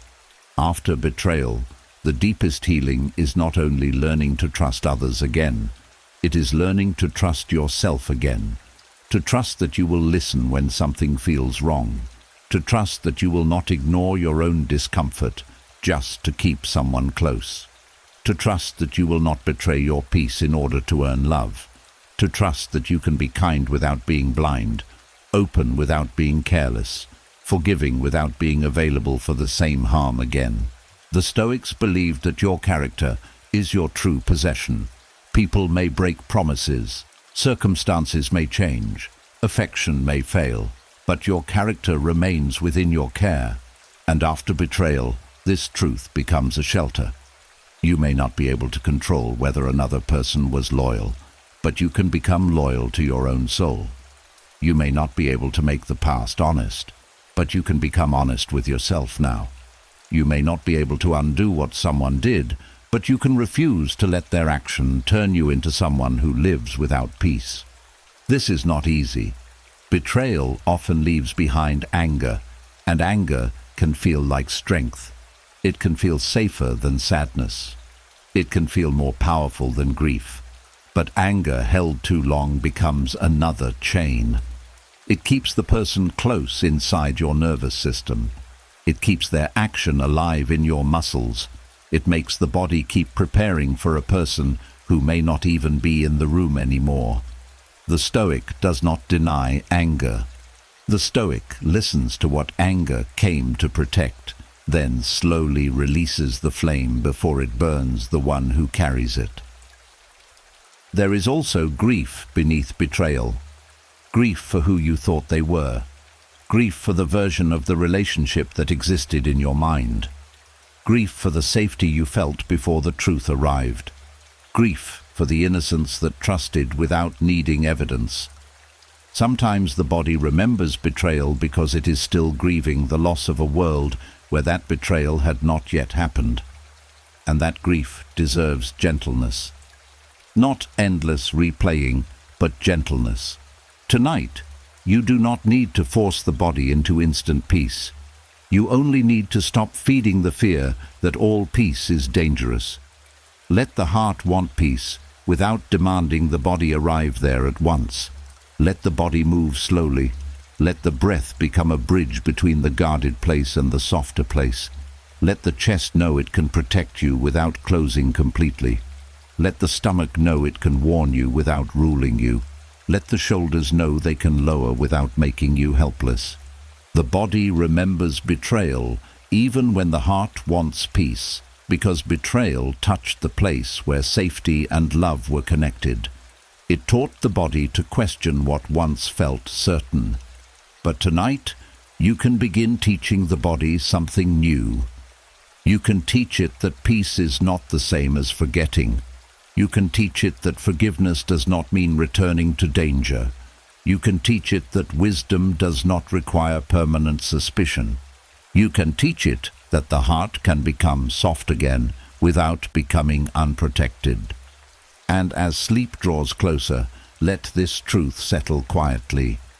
What betrayed you does not get to define every place where love may still be honest. What hurt you does not get to turn your body into a lifelong prison. What broke trust once does not have to make distrust your permanent home. You can keep your discernment and still release the fear. You can remember what happened and still stop living under its command. Tonight, let the body know that it does not have to keep guarding the door with trembling hands. Let it know that the heart's desire for peace is not foolish. It is brave. It is the part of you that still believes life can be more than protection. And breath by breath, as the old alarm grows softer, the body can begin to learn that betrayal was something you survived, not something you must keep reliving every time peace comes near. And as the body begins to understand that betrayal was survived, not something that must be relived forever, another quiet freedom becomes possible. You begin to see that memory itself is not the enemy. The memory may return, the image may appear, the name may rise, the old season may pass through the mind like a shadow. But suffering begins when the mind grabs the memory, obeys it, argues with it, becomes it, and lets it decide the meaning of this present breath. There is a deep difference between remembering and suffering. Remembering is when the past appears in awareness. Suffering is when the past is allowed to take command of the body, the thoughts, the mood, and the night. Remembering says, "This happened." Suffering says, "This is still happening to me." Remembering may bring sadness for a moment. Suffering builds a home inside that sadness. Remembering is a visitor. Suffering gives the visitor your bed, your silence, your energy, and your peace. The Stoic art begins with this separation. A memory can arise without becoming a wound again. A thought can appear without becoming a law. A feeling can move through the body without becoming your identity. But this takes practice because pain often comes dressed as truth. It enters the mind with force.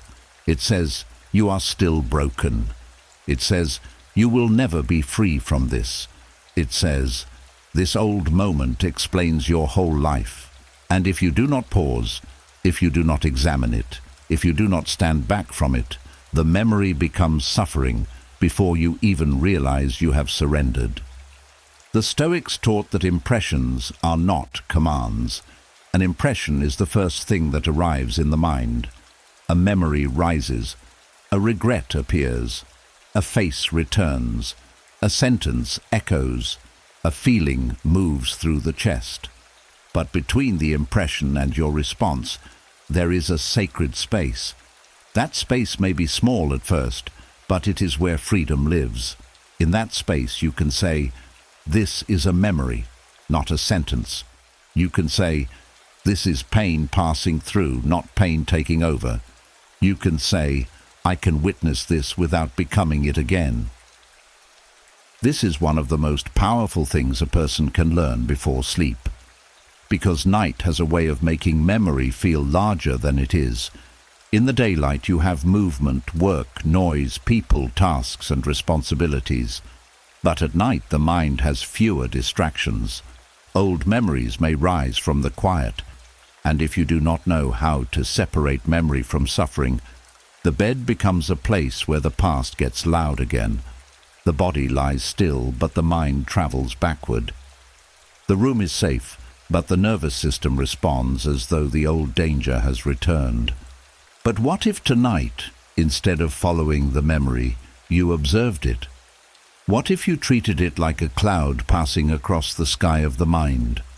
Not something to chase, not something to fight, not something to explain, just something appearing, changing, and leaving. This is not coldness, this is wisdom, because not every memory deserves a full emotional ceremony. Not every old scene deserves the power to control your breathing. Not every remembered wound deserves to decide whether your body is allowed to rest. A memory becomes suffering when you add fresh judgment to it. The event happened once, but the mind may keep adding sentences that deepen the pain. I was foolish. I should have known. They ruined me. I will never trust again. Nothing good stays.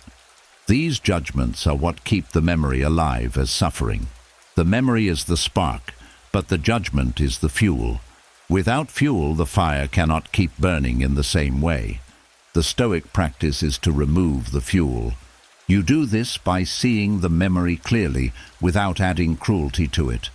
If a painful moment returns, you do not need to punish yourself inside it. You do not need to turn it into proof that you failed, proof that you are weak, proof that life is unsafe, or proof that peace is impossible. You can simply say, "This was painful, this shaped me," but it doesn't have authority over this moment. That is not denial, that is clean seeing, and clean seeing is where suffering begins to loosen. Many people believe they must erase memories in order to heal, but healing is not the absence of memory. Healing is the ability to remember without losing yourself. It is when the past can knock on the door of the mind, and you no longer have to open the whole house to it. It is when a memory comes, and your body does not collapse into the old version of you. It is when you can feel sadness without becoming hopeless, feel anger without becoming consumed, feel grief without becoming trapped, feel fear without letting it guide your life. The Stoic does not demand that memory disappear. The Stoic trains the soul to remain steady when memory appears. This steadiness is not built in one night. It is built in small returns. A memory appears and you return to the breath. A painful thought rises and you return to the body. An old scene begins to play and you return to the quiet room. You remind yourself, "I am here now." You do not say it once as a trick. You say it as training. You say it until the body begins to believe that awareness is stronger than replay. The art of separating memory from suffering also means knowing when the mind is trying to turn memory into a story. A single memory may arrive, but the mind quickly attaches a whole future to it. One old rejection becomes, "No one will ever choose me." One betrayal becomes, "Everyone lies." One mistake becomes, "I ruin everything." One loss becomes, "Life only takes from me." This is how suffering expands. It takes one painful point and stretches it across your whole existence. Stoicism cuts that expansion. It brings the mind back to proportion. It says, "This was one event, not all of life. This was one person, not all people. This was one season, not my whole destiny. This was one wound, not my entire identity." The mind suffers deeply when it turns part of the story into the whole story, but wisdom restores size. It puts the memory back where it belongs. And sometimes, separating memory from suffering means allowing the body to feel the echo without believing the echo is danger. The chest may tighten, the eyes may grow heavy, the stomach may shift, the hands may tense. Let the sensations be there, but do not immediately build fear around them. A sensation is not an emergency. A wave is not the ocean. A reaction is not a command. Let the body move through the echo while the mind stays close, calm, and present. This is how you become safe company for yourself, because suffering often grows when you abandon yourself during memory. The moment pain rises, you attack yourself, shame yourself, rush yourself, or demand that you should be over it. But tonight, you can do something different. You can stay. You can say, "I see this memory. I feel what it brings. But I will not turn against myself because it returned." This kind of inner loyalty changes everything. The memory may still be painful, but it no longer leaves you alone inside the pain. The Stoic art is not to become untouched by life. It is to become unenslaved by what has touched you. Some things did hurt. Some things were unfair.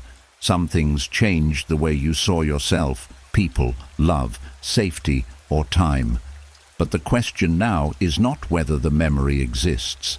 The question is whether the memory still gets to rule. Does it get to choose your sleep? Does it get to choose your peace? Does it get to choose how tightly your body lives tonight? Does it get to decide whether the present is allowed to be gentle? Tonight, the answer can be no. No, the memory may appear, but it does not get to command. No, the past may speak, but it does not get to lead. No, the old wound may be remembered, but it does not get to become the center of the room. No, the pain may have been real, but it does not get to renew itself through your attention every night. Let the memory be a memory. Let it be a page, not the whole book. Let it be an echo, not a voice you must obey. Let it be a shadow, not a place you live. You do not need to hate the memory. You do not need to fear it. You do not need to fight it until you are exhausted. You only need to stop feeding it with fresh suffering. And as sleep comes closer, allow this truth to settle gently through your body. The past can be remembered without being relived. A wound can be acknowledged without being reopened. A lesson can remain without the pain staying in charge. You are allowed to keep the wisdom and release the suffering. You are allowed to remember what happened and still rest as someone who belongs to this present moment. Tonight memory may visit, but peace will remain the host. The past may pass through the mind, but it does not own the night. And breath by breath, the soul learns one of the deepest Stoic freedoms. What you remember does not have to become what you suffer from again. And as the soul learns that memory does not have to become suffering again, another hidden trap begins to lose its power. Because sometimes the pain that rises in the body does not come from what is happening now. It comes from what the body believes is happening again. A small moment in the present touches an old wound, and suddenly the heart reacts as if time has folded backward. The room is still the same, the night is still quiet, but inside, something ancient wakes up and says, "We have been here before." There are moments when the body panics before the mind understands why. A sentence feels sharper than it was meant to be. A silence feels colder than it truly is. A delay feels like abandonment. A facial expression feels like rejection. A disagreement feels like danger. And before you can gather your thoughts, your nervous system has already moved into the past. Your breath changes. Your stomach tightens. Your chest pulls inward. Your mind begins building stories quickly, urgently, desperately, as if the present moment is no longer present at all. This is what makes emotional flashbacks so difficult. They do not always arrive with clear images. They may not show you an exact memory. They may simply bring back the feeling of a past season, the helplessness, the shame, the loneliness, the fear, the pressure, the old need to defend yourself, the old belief that you are about to be hurt, ignored, blamed, left, or misunderstood. And because the feeling is so strong, the mind mistakes it for truth. But a strong feeling is not always an accurate report. This is where Stoic wisdom becomes a lamp in the dark. The Stoic does not believe every inner alarm simply because it is loud. The Stoic pauses and asks, "Is this happening now, or is my body remembering something old?" That question can save your peace. It creates distance between the trigger and the truth. It reminds you that the body may be reacting to a pattern, not a present danger. It helps you stop treating every emotional wave as evidence that life is falling apart. An emotional flashback is like old weather moving through today's sky. The storm may feel real inside you, but that does not mean the world outside is storming. The body may feel abandoned, but you may not be abandoned. The body may feel unsafe, but the room may be safe. The body may feel judged, but no one may be judging you. The body may feel trapped, but you may have choices now that you did not have then. This difference matters, because healing begins when you stop letting old emotions rewrite present reality. Many people suffer because they respond to today through yesterday's fear. Someone speaks less warmly, and they withdraw as if rejection has already happened. Someone asks a simple question, and they defend themselves as if they are being attacked. Someone needs space, and they panic as if love is ending. A small mistake happens, and shame rises as if their whole worth is being judged. The present gives them a small spark, but the past pours fuel on it. To stop confusing emotional flashbacks with present reality, you must learn to slow the first reaction, not destroy it, not shame it. Slow it. When the body reacts, do not immediately obey the story that comes with it. Let the first wave pass before making meaning. Say to yourself, "My body is having an old response." Say, "This feels familiar," but familiar does not mean factual. Say, "I do not need to decide what this means while my nervous system is afraid." These words are not empty comfort. They are a way of returning authority to the wise part of you. The Stoics practiced this kind of inner examination. They knew that the first impression is often not the final truth. Something appears frightening, insulting, painful, or threatening. But the trained mind does not rush to bow before that appearance. It examines, it waits, it separates the event from the judgment. The event may be simple. A person did not reply quickly. The judgment may be painful. They do not care about me. The event may be simple. Someone's tone changed. The judgment may be, "I am in danger." The event may be simple. You made an error. The judgment may be, "I am worthless." Stoic peace begins when you stop confusing the event with the story. Your wound adds to it. This does not mean your feelings are fake. Feelings are real experiences in the body. But real does not always mean correct about the present. A dream can make your heart race, but the danger in the dream is not in the room.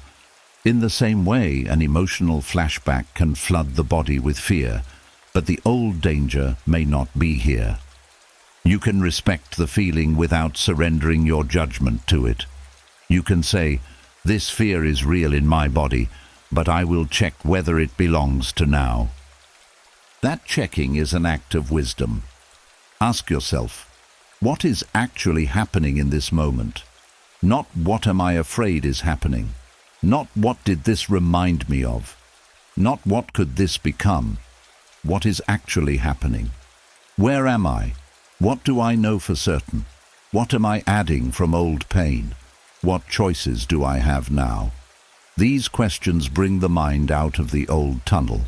They return attention to reality, and reality, even when imperfect, is usually less terrifying than the story fear creates. The body may need grounding before it can believe these questions, so begin with what is simple. Feel the surface beneath you. Notice the breath moving in and out. Let the hands soften. Let the tongue rest. Let the shoulders drop slightly. Look around the room, or sense the room if your eyes are closed. Remind yourself, this is tonight, this is not then. The body learns through direct evidence. It needs to feel the bed, the quiet, the air, the present. It needs proof that the old scene is not physically happening. Emotional flashbacks become stronger when you abandon the present and enter the old meaning. They become weaker when you anchor yourself in what is here. The Stoic returns to the present, not because the past meant nothing, but because the present is where power lives. You cannot calm the past. You cannot change the old room, the old voice, the old ending, the old version of you who did not know what to do. But you can calm this breath. You can relax this jaw. You can soften this stomach. You can choose not to send a message from fear. You can choose not to accuse, run, collapse, or punish yourself while the old emotion is still passing through. This is how you protect your peace from old reactions. You give yourself time. Time before speaking. Time before deciding. Time before believing the worst. Time before turning a feeling into a conclusion. Many painful choices are made in the first heat of an emotional flashback. The body feels abandoned, so the mouth says something sharp. The body feels judged, so the heart shuts down. The body feels unsafe, so the mind destroys trust before trust can be tested. But if you wait, if you breathe, if you let the wave move, You may discover that the present was not asking for war. It was asking for awareness.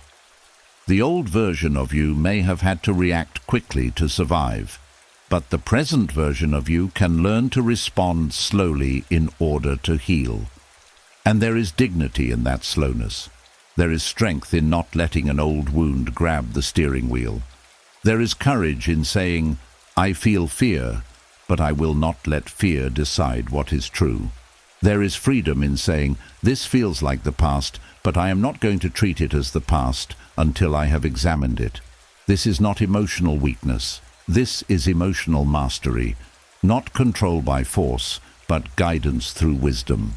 Tonight, as you enter deeper rest, let this become your practice.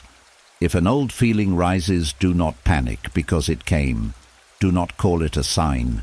Do not turn it into a prophecy. Let it be a wave from an old sea. Let it move through without making it the ruler of the night. Say quietly, this is an emotional echo. I do not have to answer it with fear. Say, my body is remembering, but I am here now. Say, I can comfort the feeling without believing the story. This is how present reality becomes clear again. The room is not the past. The bed is not the battlefield. The silence is not abandonment. The night is not danger. The memory is not a command. The feeling is not a verdict. You are not the same helpless person who once had no choice. You are older now. You are wiser now. You are here now. And here in this breath, you can choose a new response.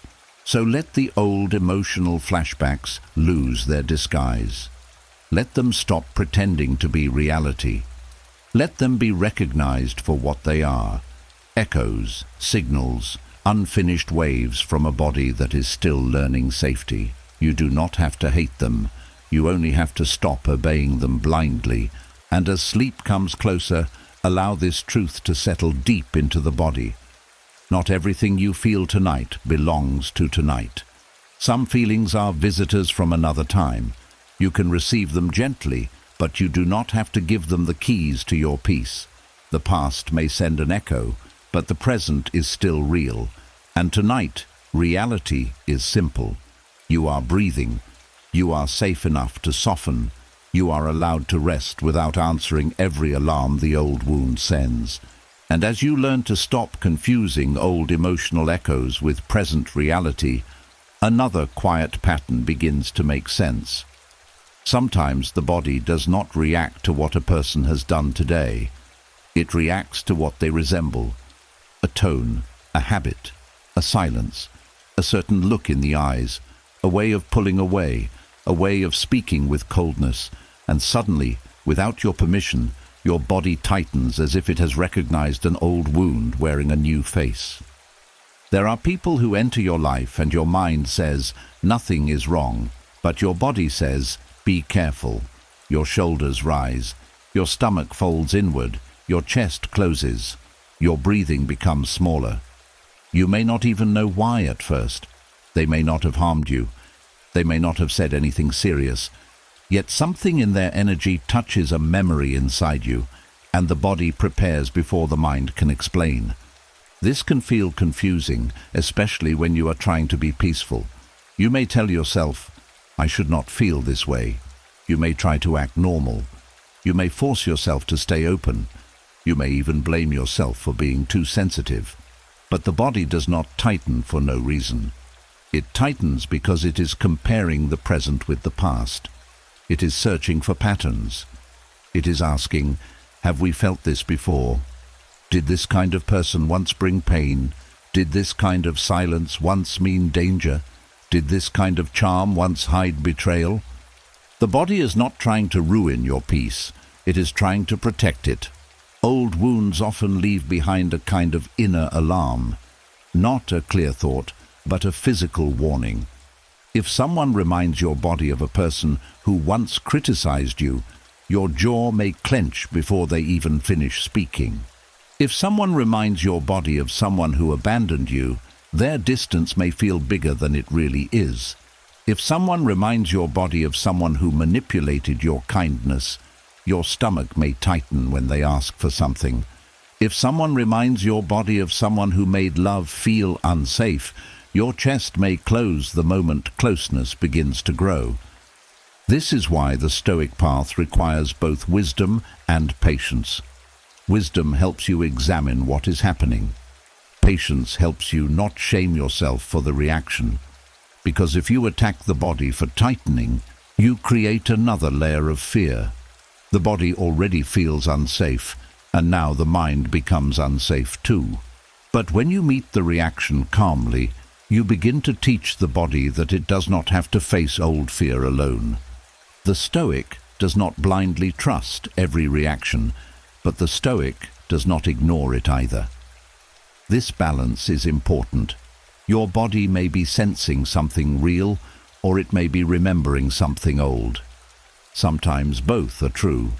A person may not be dangerous, but they may carry a tone, a habit, or a pattern that resembles someone who was. This does not mean you must run from them. It means you must observe carefully without rushing into fear or false trust. The mistake many people make is choosing one extreme. Some obey every trigger as if it is perfect truth. They feel tension and immediately decide, this person is bad. This will end badly. I must protect myself. Others dismiss every reaction as if the body is foolish. They say, I am just overreacting, and force themselves into situations that do not feel right. Stoic wisdom stands in the middle. It says, I will listen, but I will also examine. I will not panic, and I will not abandon myself. This is how you begin to separate instinct from conclusion. The tightening is information, not a final judgment. It tells you, something here feels familiar, but it does not always tell you what the truth is. You must slow down enough to ask, what exactly reminds me of the past? Is it their voice, their silence, their need for control, their sudden warmth and sudden distance, their lack of respect for boundaries? Or is this simply an old fear rising because closeness itself feels unsafe? These questions return power to you. They stop the old wound from making instant decisions. They help you become clear instead of reactive. Because the goal is not to become numb, the goal is to become honest. Your body may be showing you a place that still needs healing.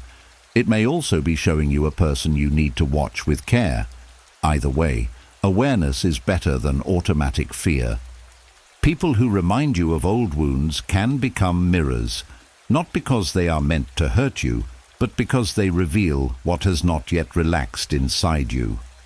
A controlling person may reveal where you still fear losing your voice. A distant person may reveal where abandonment still lives in the body.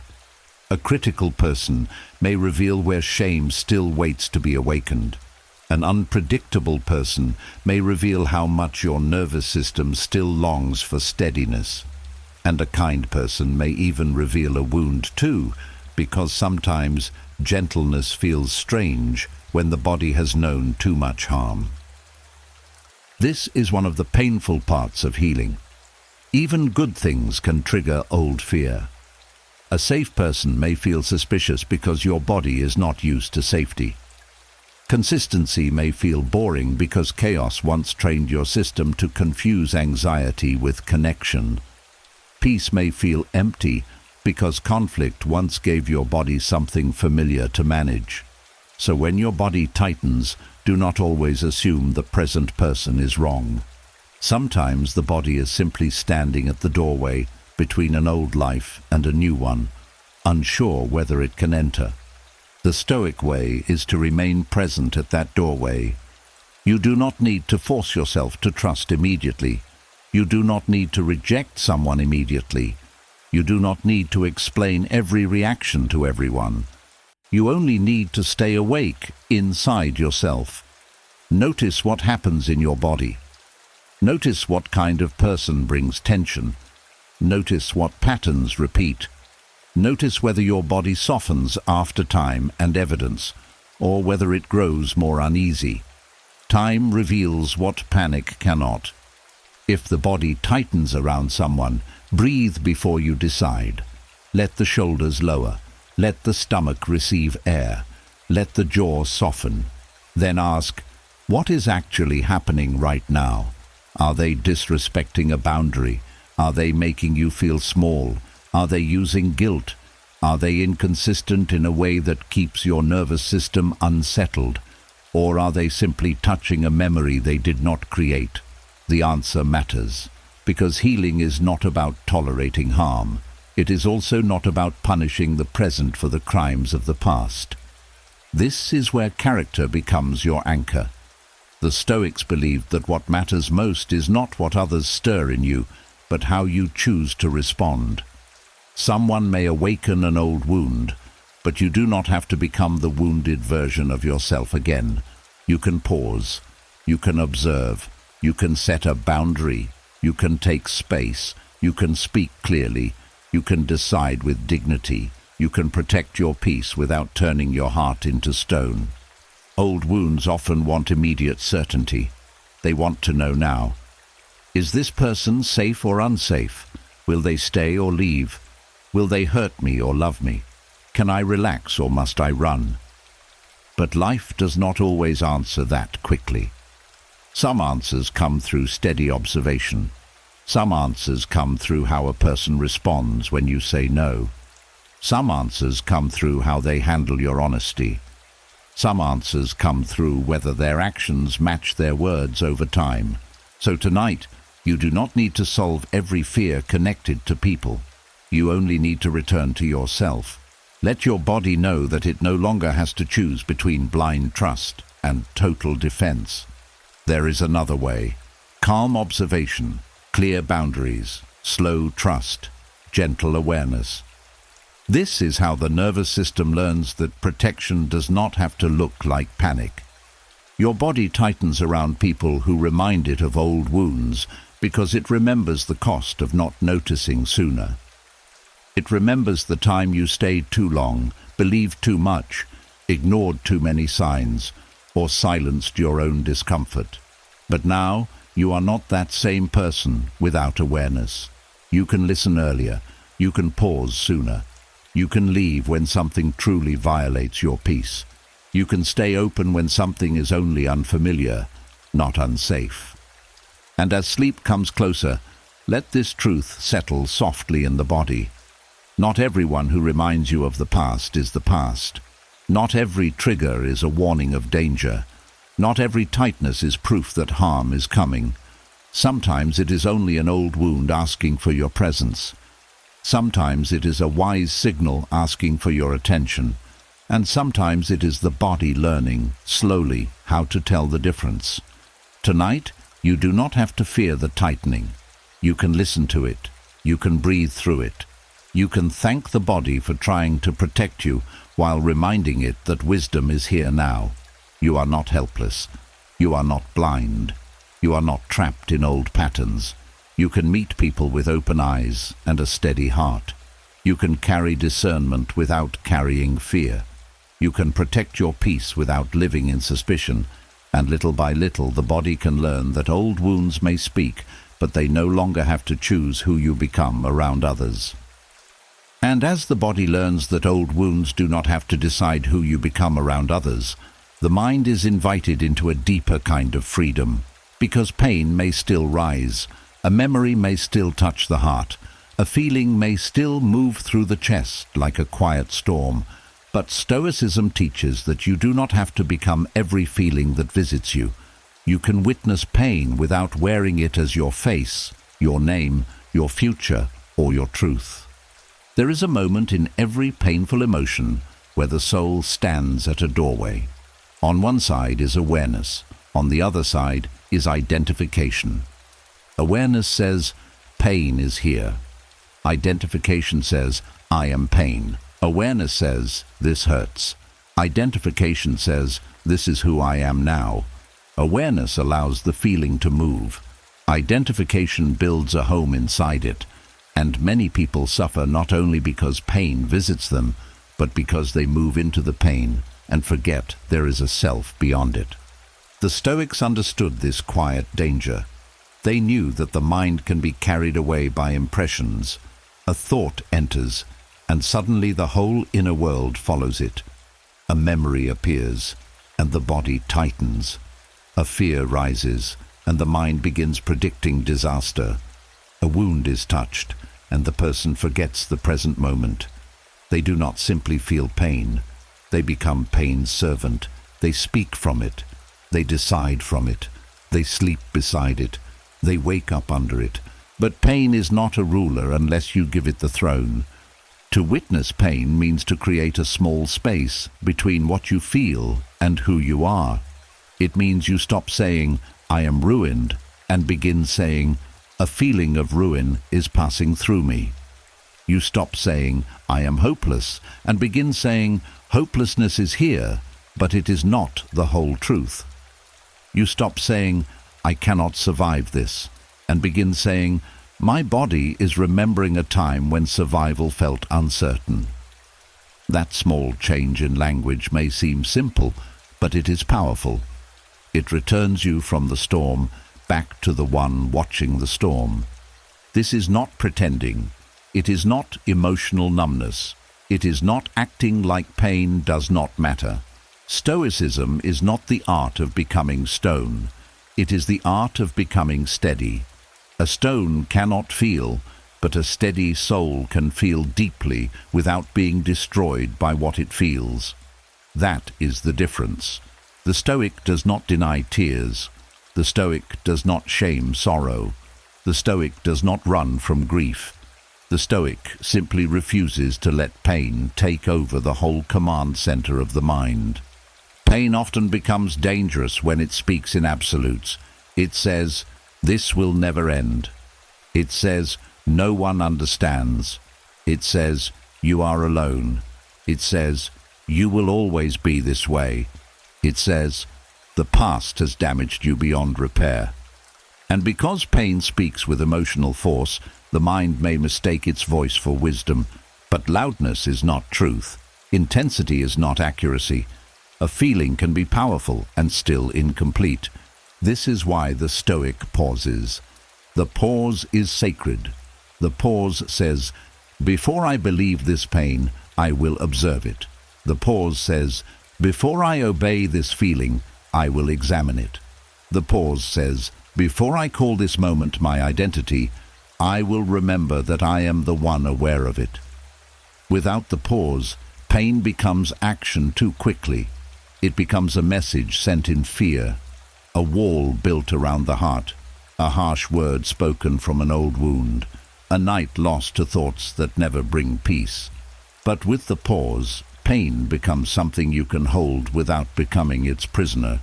To witness pain, you begin by naming it honestly, not dramatically, not with shame, just clearly. This is sadness. This is fear. This is grief. This is anger. This is disappointment. This is loneliness. Naming pain gives it shape, and once it has shape, it no longer feels endless. A named feeling becomes something you can sit beside. An unnamed feeling becomes a fog that fills the whole room. Then you ask, what is this pain asking me to believe? This question is important because pain often carries a hidden belief. Sadness may be asking you to believe that nothing good remains. Fear may be asking you to believe that danger is near. Shame may be asking you to believe that you are not worthy of peace. Anger may be asking you to believe that revenge is the only way to feel strong again. But you do not have to accept every belief pain brings. You can listen without surrendering. The Stoic mind becomes like a calm gatekeeper.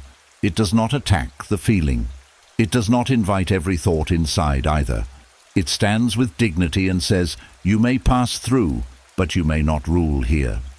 This is how pain begins to lose its power. Not because it disappears immediately, but because it is no longer allowed to become your identity. A wave may rise, but you remember you are not the wave.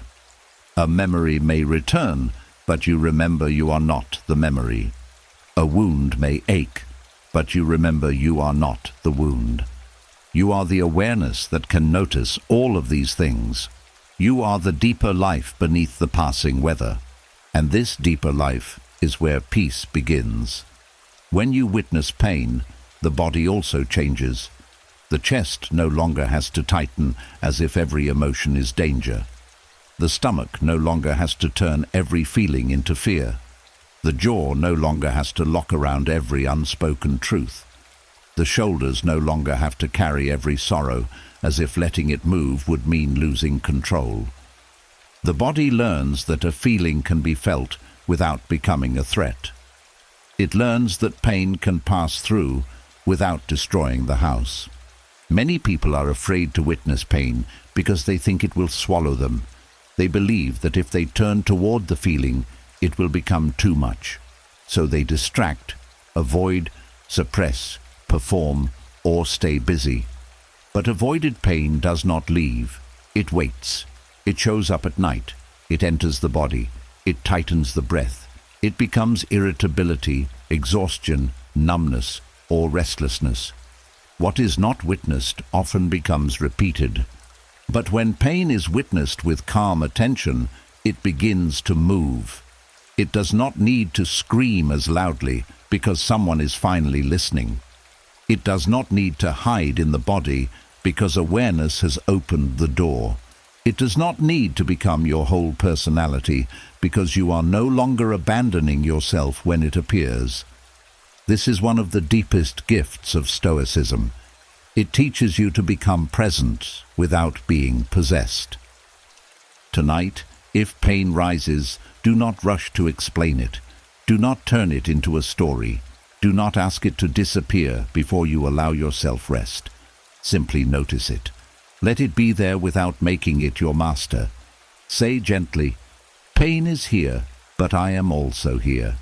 That sentence matters, because for a long time, pain may have entered and taken up all the space. But now, your awareness returns. Your breath returns. Your dignity returns. Your choice returns. You are not asked to defeat pain tonight. You are asked to stop becoming it. Let the pain be a visitor, not a home. Let it be a message, not a command. Let it be a passing wave, not the ocean of your life.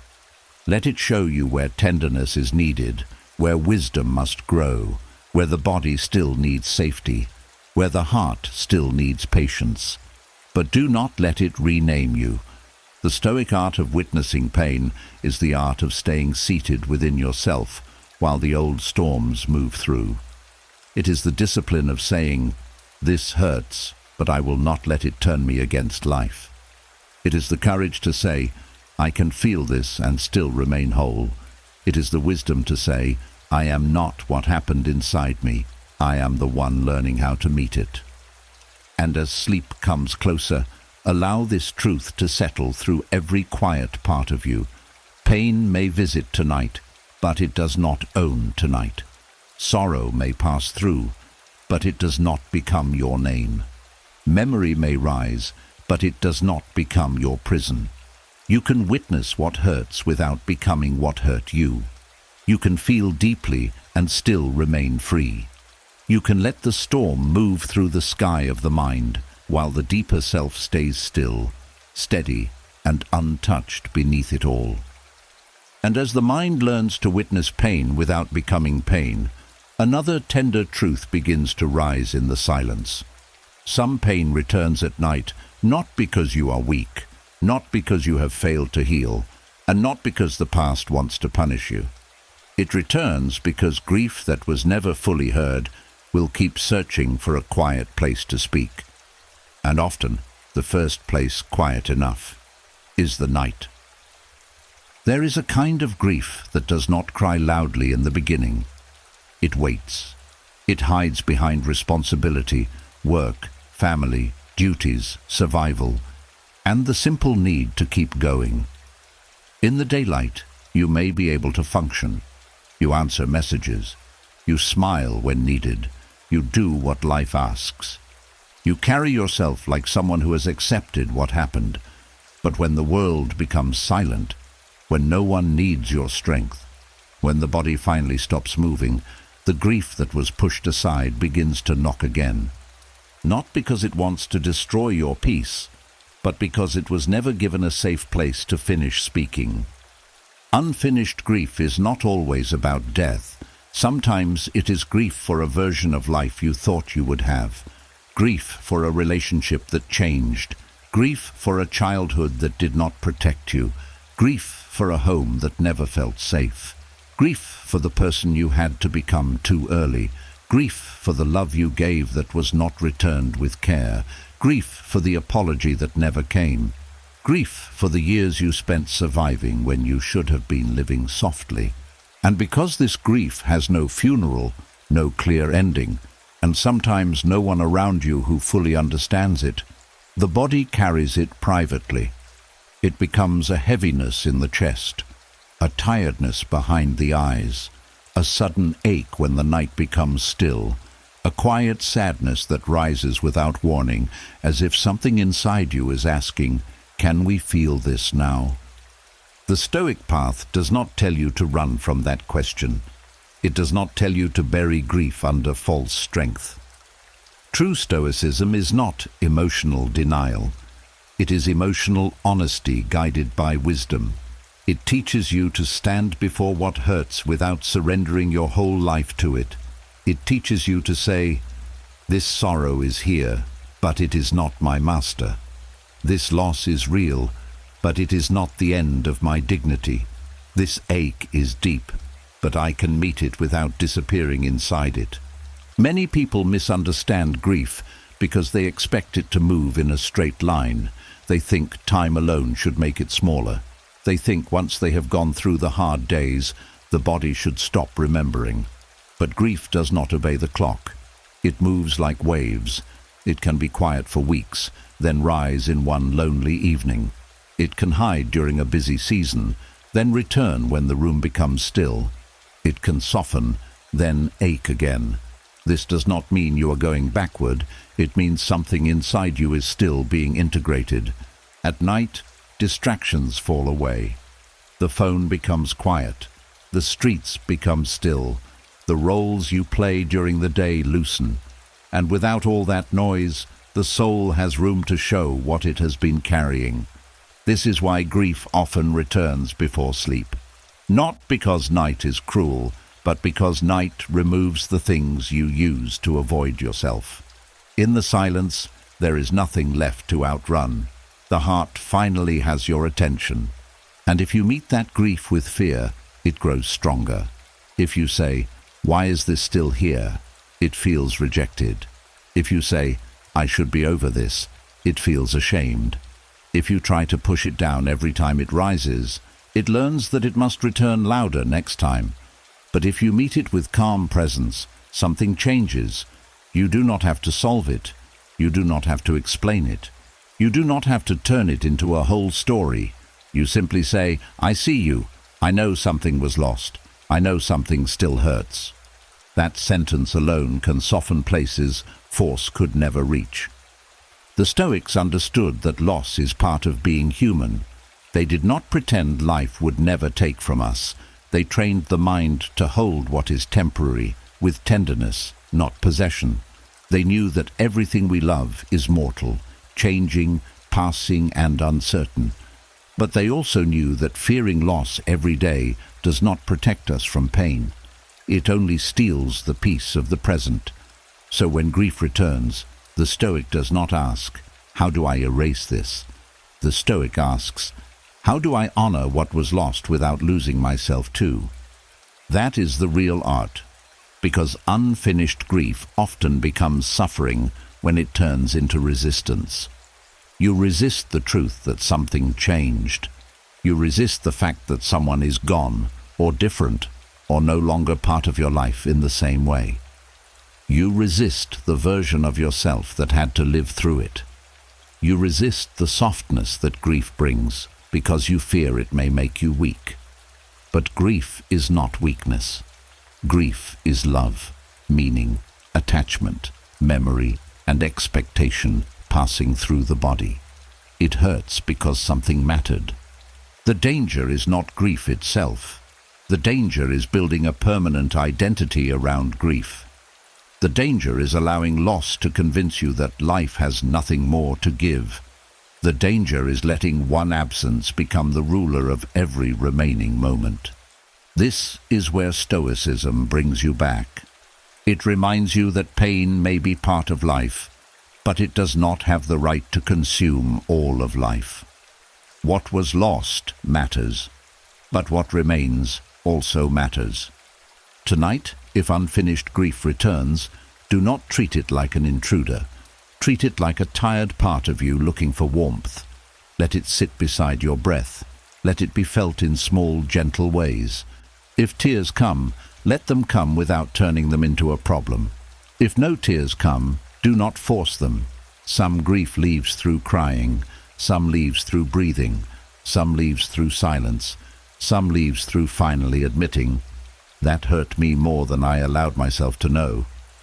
You do not need to perform healing. You only need to stop abandoning the part of you that is grieving. The body may need to mourn what the mind has already explained. The mind may understand why something ended, but the body may still miss what it felt like before it ended.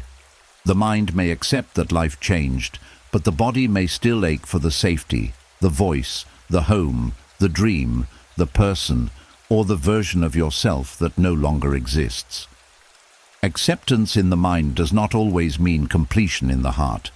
So be patient with the parts of you that are still arriving at peace. And remember this: grief returning at night does not mean grief is winning. Sometimes it means grief finally trusts you enough to be seen. It comes when the world is silent, because silence gives it space to breathe. It comes because the body knows you are no longer running as fast. It comes because healing is not only about moving forward. Sometimes healing is about turning gently toward what was left behind and saying, "You mattered, but I cannot carry you the same way forever." That is not betrayal, that is release. You can honor the past without living inside it. You can love what was lost without refusing what is still here. You can miss someone, something, or some version of your life and still allow your body to sleep. Rest does not mean you have forgotten. Peace does not mean the grief was small. Moving forward does not mean what happened no longer matters. It means your soul is slowly learning how to keep love without keeping the wound open. So tonight, when the world becomes silent, let the silence become a shelter, not a threat. Let the grief rise only as much as it needs to. Let the breath hold it. Let the body soften around it. Let the mind stop turning it into a sentence against your future. You are not being pulled backward. You are being invited to comfort what was never comforted. And as sleep comes nearer, allow this truth to settle deep inside you. Unfinished grief returns at night because the heart still has something tender to release. You do not have to fear it. You do not have to become it. You can witness it, honor it, and let it pass through the quiet without letting it own the quiet. The world may be silent, but you are not abandoned inside that silence. You are here with yourself, and tonight, that presence may be the beginning of the peace your grief has been waiting for. And as unfinished grief is finally given a place to breathe, another quiet truth begins to appear. Some memories do not simply visit the night. They lie beside you. They share the pillow. They enter the silence before sleep and wait for the mind to become tired enough to listen. And when memories are never fully released, rest becomes divided. One part of you wants to sleep, while another part stays awake inside the past. There is a hidden cost to sleeping beside memories you never fully released. It is not always obvious at first. You may still close your eyes. You may still sleep for hours. You may still wake up and continue with life. But deep inside, the body knows the difference between sleep that restores and sleep that only pauses exhaustion. When old memories stay active in the nervous system, the night becomes less like healing and more like hiding. You may lie down in a quiet room, but inside, The old scene still breathes. The conversation you never finished. The person you never truly let go of. The mistake you keep revisiting. The shame you keep carrying. The loss you keep pretending no longer touches you. The betrayal you say you have accepted, but your body still guards against. These things may not scream every night, but they remain present like heavy objects in the room of the soul. And over time, carrying them into sleep begins to shape the way you wake. A person who sleeps beside unreleased memories often wakes with a heaviness they cannot explain. The body may feel tired before the day even begins. The mind may feel cloudy. The heart may feel guarded. Small problems may feel larger than they should. A simple disappointment may touch a deeper pain. A quiet morning may feel empty instead of peaceful. This happens because the night did not fully clear the inner space. The body rested, but the emotional system kept holding the past. The Stoics understood that the mind must be guarded at the gate, not because thoughts are evil, but because whatever enters repeatedly becomes familiar, and whatever becomes familiar begins to feel like home, even when it hurts. If you bring the same painful memory to bed every night, the mind begins to connect rest with rumination. The body begins to expect the pillow to become a place of review. The night becomes the hour when old pain receives fresh attention. And attention is never neutral. What you attend to, you feed. What you feed, you strengthen. What you strengthen, you carry longer. This is why unreleased memories become expensive. They cost you softness. They cost you presence. They cost you emotional space. They cost you the ability to enter a new day without old shadows already standing in front of you. They may even cost you trust, because when the body keeps sleeping beside betrayal, it begins to look for betrayal everywhere. They may cost you joy, because joy cannot fully settle in a body that keeps preparing for an old sorrow to return. But one of the deepest costs is that unreleased memories slowly teach the body that peace is not safe. If every night becomes a place where old pain rises, the body begins to fear stillness. Silence no longer feels like shelter. It feels like an open door for memory. Rest no longer feels innocent. It feels like the moment when defenses lower and the past enters. So the body resists sleep. It stays tense. It scrolls. It thinks. It distracts itself. It delays the quiet because the quiet has become too crowded. This is how many people lose the ability to be alone with themselves, not because they hate silence, but because silence reveals what has not yet been released. The Stoic way invites you to stop treating these memories as nightly companions. It asks you to notice what you keep bringing into bed, not with shame, but with honesty. What thought returns when the room gets quiet? What person still sits at the edge of your rest? What scene keeps asking to be replayed? What old version of yourself keeps returning for judgment? What pain do you keep holding because some part of you believes releasing it would mean it did not matter? This question is important because many people keep memories alive out of loyalty. They think if they stop hurting, they have betrayed the seriousness of what happened. They think if they stop replaying the memory, they have excused the person.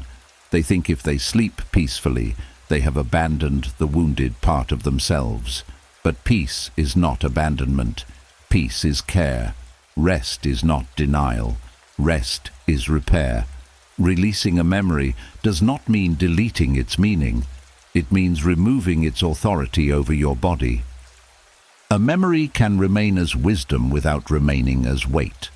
It can stay as a lesson without staying as a nightly wound. It can become part of your history without becoming the ruler of your sleep. This is the separation the Stoic mind must practice. What happened may deserve remembrance, but it does not deserve control. It may have shaped you, but it does not have to keep draining you. It may have hurt deeply, but it does not have to keep taking payment from every night of your life. When you sleep beside unreleased memories, you also risk losing the present. The person you are now becomes crowded by the person you were then. The room you are in becomes overshadowed by the room where the pain began. The life you still have becomes filtered through the life that disappointed you. And slowly, the past steals not only your rest, but your ability to notice that this moment is different. That is one of the saddest costs. The present becomes invisible. The Stoics teach that life is lived only now, not in the memory, not in the regret, not in the imagined correction, not in the argument you keep rebuilding. Now, this breath, this body, this night, this chance to stop carrying what has already taken too much. When the mind returns to the present, it is not escaping responsibility. It is returning to its rightful place of power. Because you cannot heal the past by sleeping inside it. You cannot comfort your younger self by punishing your present self. You cannot change an old ending by sacrificing tonight's peace. You cannot make someone understand you by losing sleep in a room where they are not even present. At some point, wisdom must ask, how long will I keep paying for what I did not choose?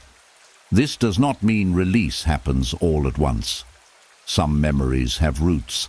Some pain has lived in the body for years. Some grief has become part of the way you breathe. But release begins when you stop inviting the memory to lie beside you as if it belongs there. You may notice it arise, but you do not make space for it to lead the night. You may feel the ache, but you do not build a story around it. You may remember, but you return. Again and again you return. Return to the breath, return to the bed, return to the quiet, return to the body that has carried enough. Return to the truth that the past is not physically here. Return to the wisdom that what cannot be changed does not deserve endless rehearsal. Return to the gentle discipline of saying, not tonight. I have suffered from this enough for today. Those words are not harsh. They are merciful. The hidden cost of sleeping beside unreleased memories is that you keep waking up in debt to yesterday. But tonight can be different. Tonight, you can stop giving the past a place beside your body. You can let the memory stand at a distance. You can honor what happened without letting it enter the bed. You can say, you may be part of my story, but you are not allowed to steal my rest. Let the chest soften from stories it no longer needs to guard. Let the jaw release the arguments it no longer needs to win. Let the shoulders lower the weight of old scenes. Let the stomach unclench from fears that do not belong to this room. Let the whole body receive the message. Nothing from yesterday needs to be carried into sleep tonight. And as the night deepens, allow this truth to settle gently through you. Every memory you release makes more room for life to return. Every old scene you stop rehearsing gives the body more space to heal. Every time you refuse to sleep beside what wounded you, you teach the nervous system that rest is safe again. The past may have shared your bed for too long, but it does not own that place. Tonight, your bed can become a sanctuary again. Your breath can become a doorway back to peace. Your body can stop holding space for what hurt you and begin holding space for what restores you. You are allowed to sleep without carrying every memory with you. You are allowed to rest without proving your pain.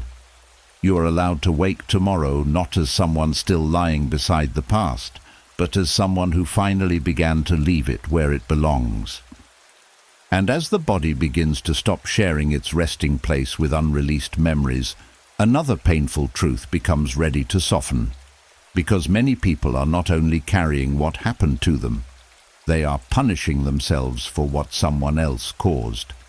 The wound came from outside, but the body became the place where the sentence was served. The person who hurt you may have left, changed, forgotten, or moved on, but your body remained behind, paying the price through tension, exhaustion, sleeplessness, shame, and self-blame. There is a quiet cruelty in making your own body suffer for another person's actions. You did not create the betrayal, but your stomach still tightens. You did not choose the abandonment, but your chest still closes. You did not deserve the harsh words, but your jaw still holds them. You did not cause the loss, but your shoulders still carry the weight. And after a while, the body begins to live like it is guilty for surviving what it never asked for. This is where healing must become honest. Sometimes the body is not just remembering pain, it is carrying blame that does not belong to it. It is holding the punishment for someone else's weakness, someone else's dishonesty, someone else's cruelty, someone else's absence, someone else's failure to love with care. And because the mind wants control, it often turns pain inward. It says, maybe I should have known. Maybe I was too trusting. Maybe I caused it. Maybe if I had been different, they would have stayed, apologized, chosen me, respected me, protected me, or told the truth. But self-blame is often the mind's attempt to make chaos feel understandable. If you can blame yourself, then the world feels less random. If you can find something wrong with you, then maybe pain becomes something you can prevent next time. But this kind of control is expensive. It gives you an answer, but it steals your peace. It makes you feel responsible for harm you did not create. It turns your body into a courtroom where you are both the accused and the punished. The Stoic way begins by returning responsibility to its rightful place. This is not about hatred. It is not about revenge. It is not about spending your life pointing at others. It is about clear judgment. What belongs to you, you must own with courage. What does not belong to you, you must stop carrying with false guilt. Stoicism is not the art of blaming yourself for everything. It is the art of seeing things as they are. If someone lied, their lie belongs to them. If someone left without kindness, their departure belongs to them. If someone used your trust, their misuse belongs to them. If someone failed to value your heart, their blindness belongs to them. Your healing belongs to you. Your response belongs to you. Your boundaries belong to you. Your future character belongs to you. But the cause of another person's wrong action does not become yours simply because you were the one who felt the pain. This is important because many wounded people keep punishing their body by living in constant self-correction. They think, I must never relax again. I must never trust again. I must never be soft again. I must never need anyone again. But these are punishments disguised as protection. The body becomes tight because softness was once hurt. The heart becomes guarded because love once cost too much. The mind becomes suspicious because trust once ended badly. And while these reactions may feel safe at first, they slowly turn your own life into a prison built by someone else's behavior. Why should your body lose its peace because another person lacked character? Why should your sleep be stolen because someone else lacked honesty? Why should your breath become shallow because someone else failed to handle your heart with care? Why should your nervous system live under punishment for a crime it did not commit? Tonight, let that question enter deeply. Your body is not the enemy. It is the place that carried you through. It kept breathing when the heart was heavy. It got you through days when the mind was tired. It held you upright when grief tried to pull you down. It walked you through seasons you did not know how to survive. And yet, so often, people treat the body like a container for all the pain they cannot place elsewhere. They overwork it. They deny it rest. They feed it fear. They tense it with resentment. They keep it awake with replayed arguments. They punish it for needing softness. But the body deserves mercy.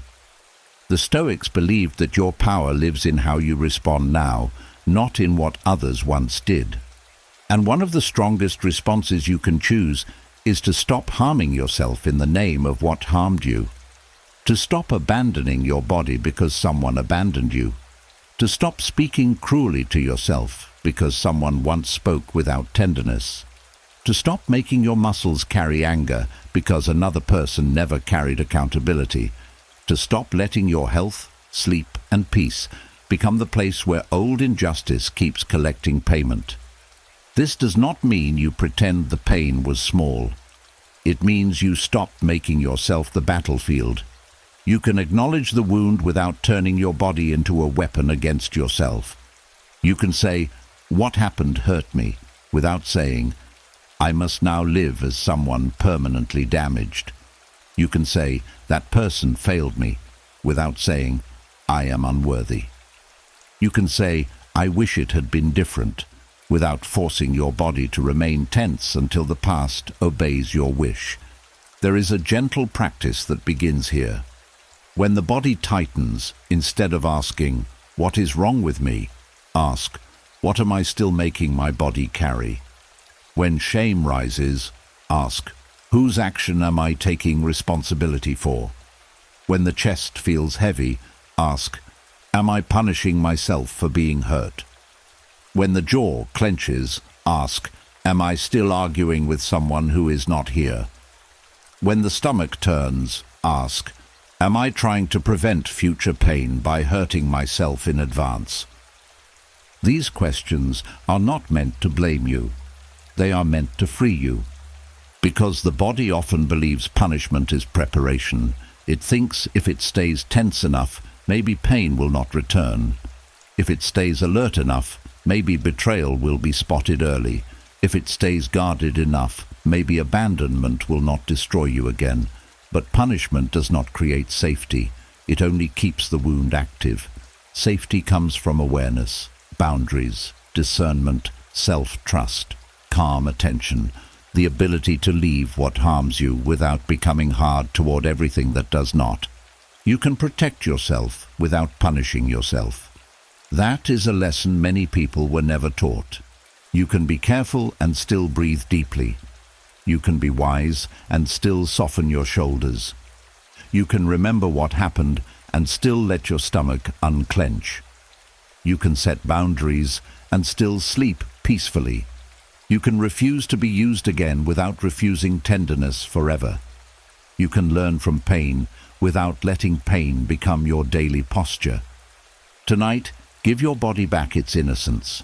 Let it know it was not wrong for reacting. It was not wrong for feeling. It was not wrong for loving. It was not wrong for trusting with the information it had at the time. It was not wrong for surviving in the only way it knew how. The body does not need more punishment. It needs a new message. A message that says, "You are not guilty. You are safe enough to rest. You no longer have to pay for what someone else did." Let that message move slowly through the chest. Let it loosen the place that has been holding grief as if grief were guilt. Let it move through the jaw. Let it release the old need to defend yourself before sleep. Let it move through the shoulders. Let them stop carrying responsibility for another person's choices. Let it move through the stomach. Let it soften from the fear that you must always prepare for pain. The Stoic soul does not heal by denying injustice. It heals by refusing to let injustice keep ruling the inner life. What happened may have entered your story, but it does not deserve control over your body tonight. The person who caused pain does not deserve to keep living inside your nervous system through tension, self-blame, and exhaustion. Your body belongs to you. Your peace belongs to you. Your night belongs to you. And as sleep comes closer, allow this truth to settle like warmth through every guarded place. You do not have to suffer twice to prove that the first suffering mattered.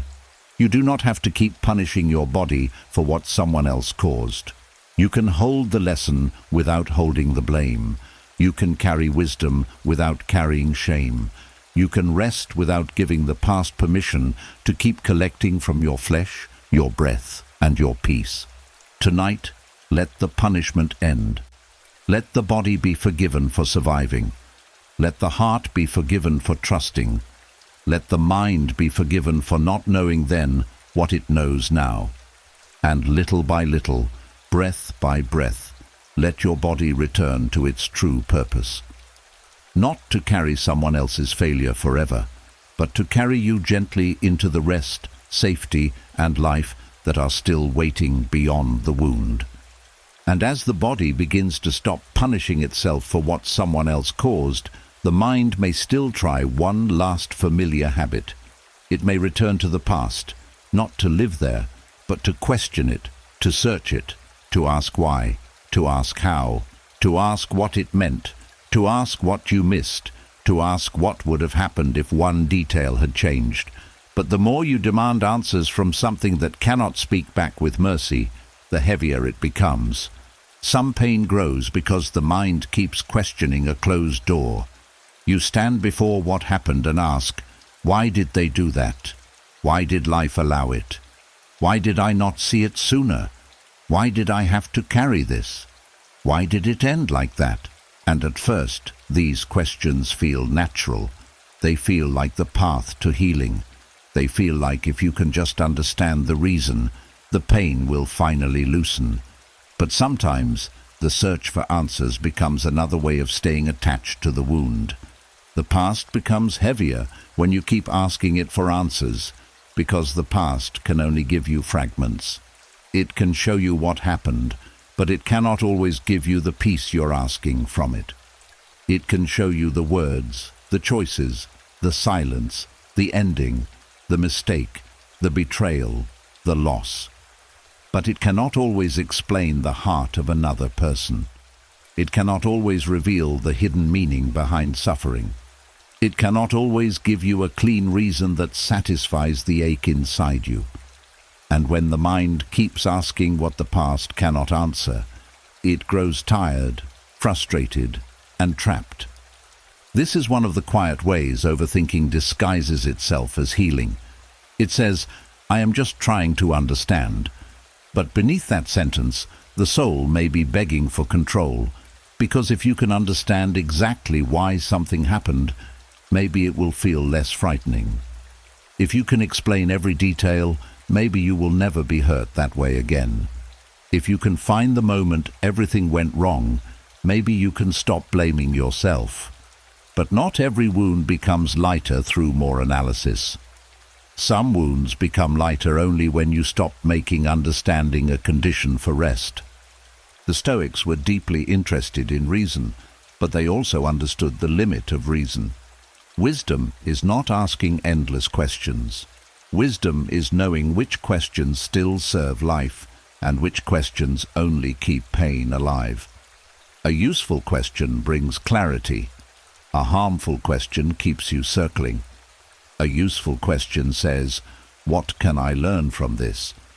A harmful question says, how can I return to this until it finally hurts less? A useful question points you forward. A harmful question ties your peace to an answer that may never arrive. There is a difference between learning from the past and interrogating it. Learning from the past is clean. It gathers what is needed. It says, now I know what to watch for. Now I know what boundary matters. Now I know what I must not ignore. Now I know how to treat myself with more care. Interrogating the past is different. It keeps dragging the same memory into the light, not to learn, but to force it to become fair. It asks the same questions with the same ache. It presses the same bruise. It searches the same place for a comfort that is not there. And the body feels this. Every time you question the past with desperation, the body returns to the scene. The chest becomes heavy again. The jaw tightens again. The stomach turns again. The shoulders carry the weight again. The mind may believe it is solving something, but the body experiences it as another visit to danger. This is why you can spend an hour thinking about old pain and come away not wiser, but more exhausted. You did not receive an answer. You received another emotional replay. The Stoic way is to ask better questions, not, why did this happen to me? Forever, but what is still mine to choose? Not, Why were they like that forever? But how do I stop letting their character shape my peace? Not, why did I not know forever? But how can I honor the person I was with the knowledge I had then? Not, what if it had been different forever? But what can be different in me now? These questions return power to the present. They do not deny pain. They do not pretend the past was easy. They simply refuse to let a closed chapter keep demanding the energy of a living body. Because every question you ask must be judged by where it leads you. Does it lead you toward wisdom, or does it lead you back into suffering? Does it help you become more honest, or does it make you more trapped? Does it soften the body, or does it tighten the body? Does it return you to life, or does it pull you away from life? The past becomes heavier when you keep asking it for answers, because some questions are really grief in disguise. You are not only asking why, you are mourning that it happened at all. You are mourning the version of life where it did not happen. You are mourning the person you were before you knew what you know now. You are mourning the trust that existed before it was broken. And because grief has no simple answer, the mind keeps turning grief into investigation. But grief does not always need an answer. Sometimes grief needs presence. Sometimes it needs one honest sentence. This hurt, and I wish it had been different. That sentence may be more healing than 100 explanations. Because beneath all the questions, the heart is often not asking for information. It is asking for comfort. It is asking to be held by your own awareness. It is asking you to stop turning its pain into a problem that must be solved before it can rest. This is where the Stoic heart becomes both strong and gentle. Strong enough to accept that some answers will never come. Gentle enough not to punish itself for wanting them. You can admit, I may never fully understand why. You can admit, I may never receive the apology. You can admit, I may never know what was truly in their mind. You can admit, I may never make the past feel reasonable. And still, you can choose peace. Not because the story makes sense, but because your life is too valuable to be held hostage by what refuses to explain itself. Acceptance does not mean you like what happened. It means you stop demanding that reality become different before you allow yourself to breathe. It means you stop standing at the edge of yesterday, waiting for it to hand you something it does not have. It means you stop asking a painful season to give you the tenderness it failed to give you when you were living through it. Some answers come only after you stop chasing them, not because the past changes, but because your relationship to it changes. You may one day see the lesson more clearly. You may one day understand your own strength more deeply. You may one day recognize the signs you will never ignore again. But these answers usually arrive in stillness, not obsession.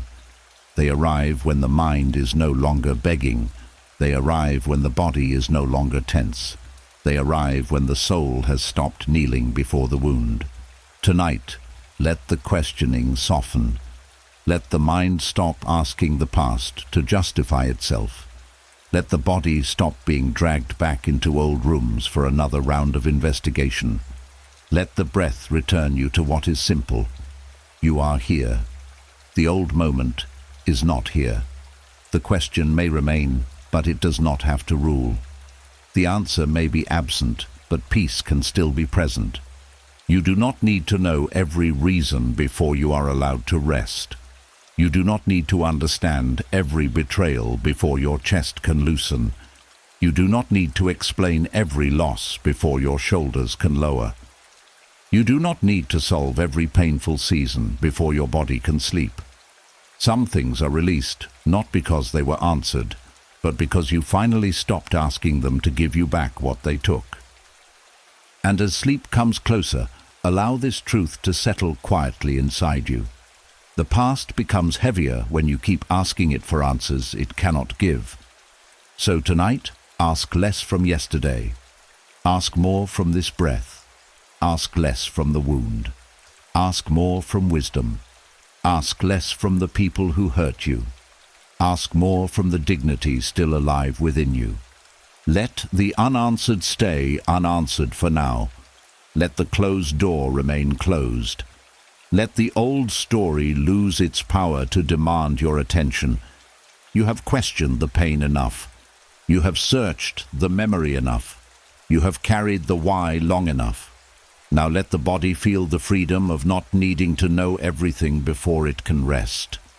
Tonight, peace does not come from the perfect answer.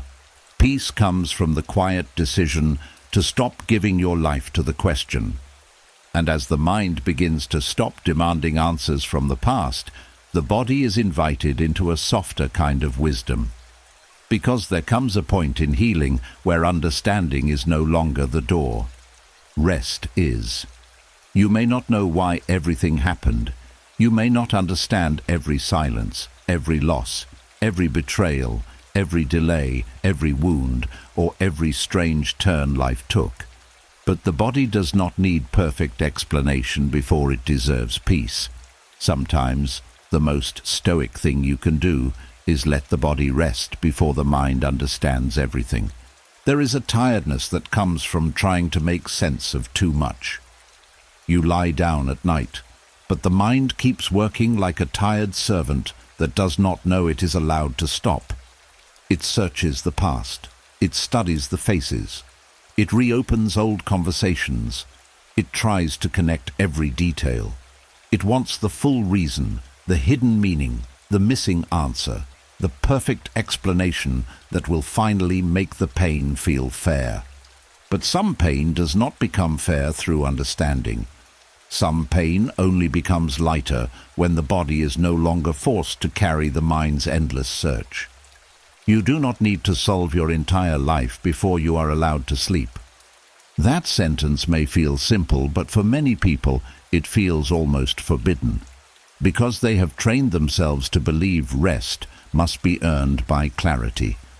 They think they can only relax once they understand why someone changed, why something ended, why they were treated that way, why they did not see the signs, why life placed them in that season, or why the wound still hurts after so much time. So the body waits. The body stays tense. The body says, "Are we sleeping now?" And the mind says, "Not yet. I still need to figure this out." But the body cannot heal under constant investigation. It cannot soften when the mind keeps calling it back into old scenes. It cannot enter deep sleep when every quiet moment becomes another meeting with the past. The body needs mercy before the mind has mastery. It needs breath before answers. It needs safety before explanation. It needs permission to be tired without having to justify why. The Stoics understood that not everything is within your control. This truth is not only for the daylight, it is also for the night. The thoughts that arrive may not always be within your control. The past that happened is not within your control. The behavior of others is not within your control. The answers they never gave are not within your control. The reasons life did not reveal are not always within your control. But your decision to stop torturing your body with what cannot be solved tonight is within your control. That is where the practice begins. You say to the mind, gently but firmly, "You have done enough for today." You say to the body, "You do not have to wait for every answer before you rest." You say to the old wound, "I see that you still want understanding, but tonight we are choosing repair." This is not giving up. It is wisdom. It is knowing that some questions become clearer after rest, not before it. A tired mind often turns confusion into fear. A rested mind can see with more dignity. Many people keep the body awake because they believe overthinking is responsibility. They think if they stop thinking, they are being careless. If they stop analyzing, they are ignoring the lesson. If they stop searching, they are letting the past win. But overthinking is not always wisdom. Sometimes it is fear pretending to be preparation. Sometimes it is grief pretending to be analysis. Sometimes it is self-punishment pretending to be self-improvement. And sometimes the strongest step forward is not one more thought, but one honest exhale. The Stoic practice is to separate what must be dealt with now from what the mind is simply using to disturb the night.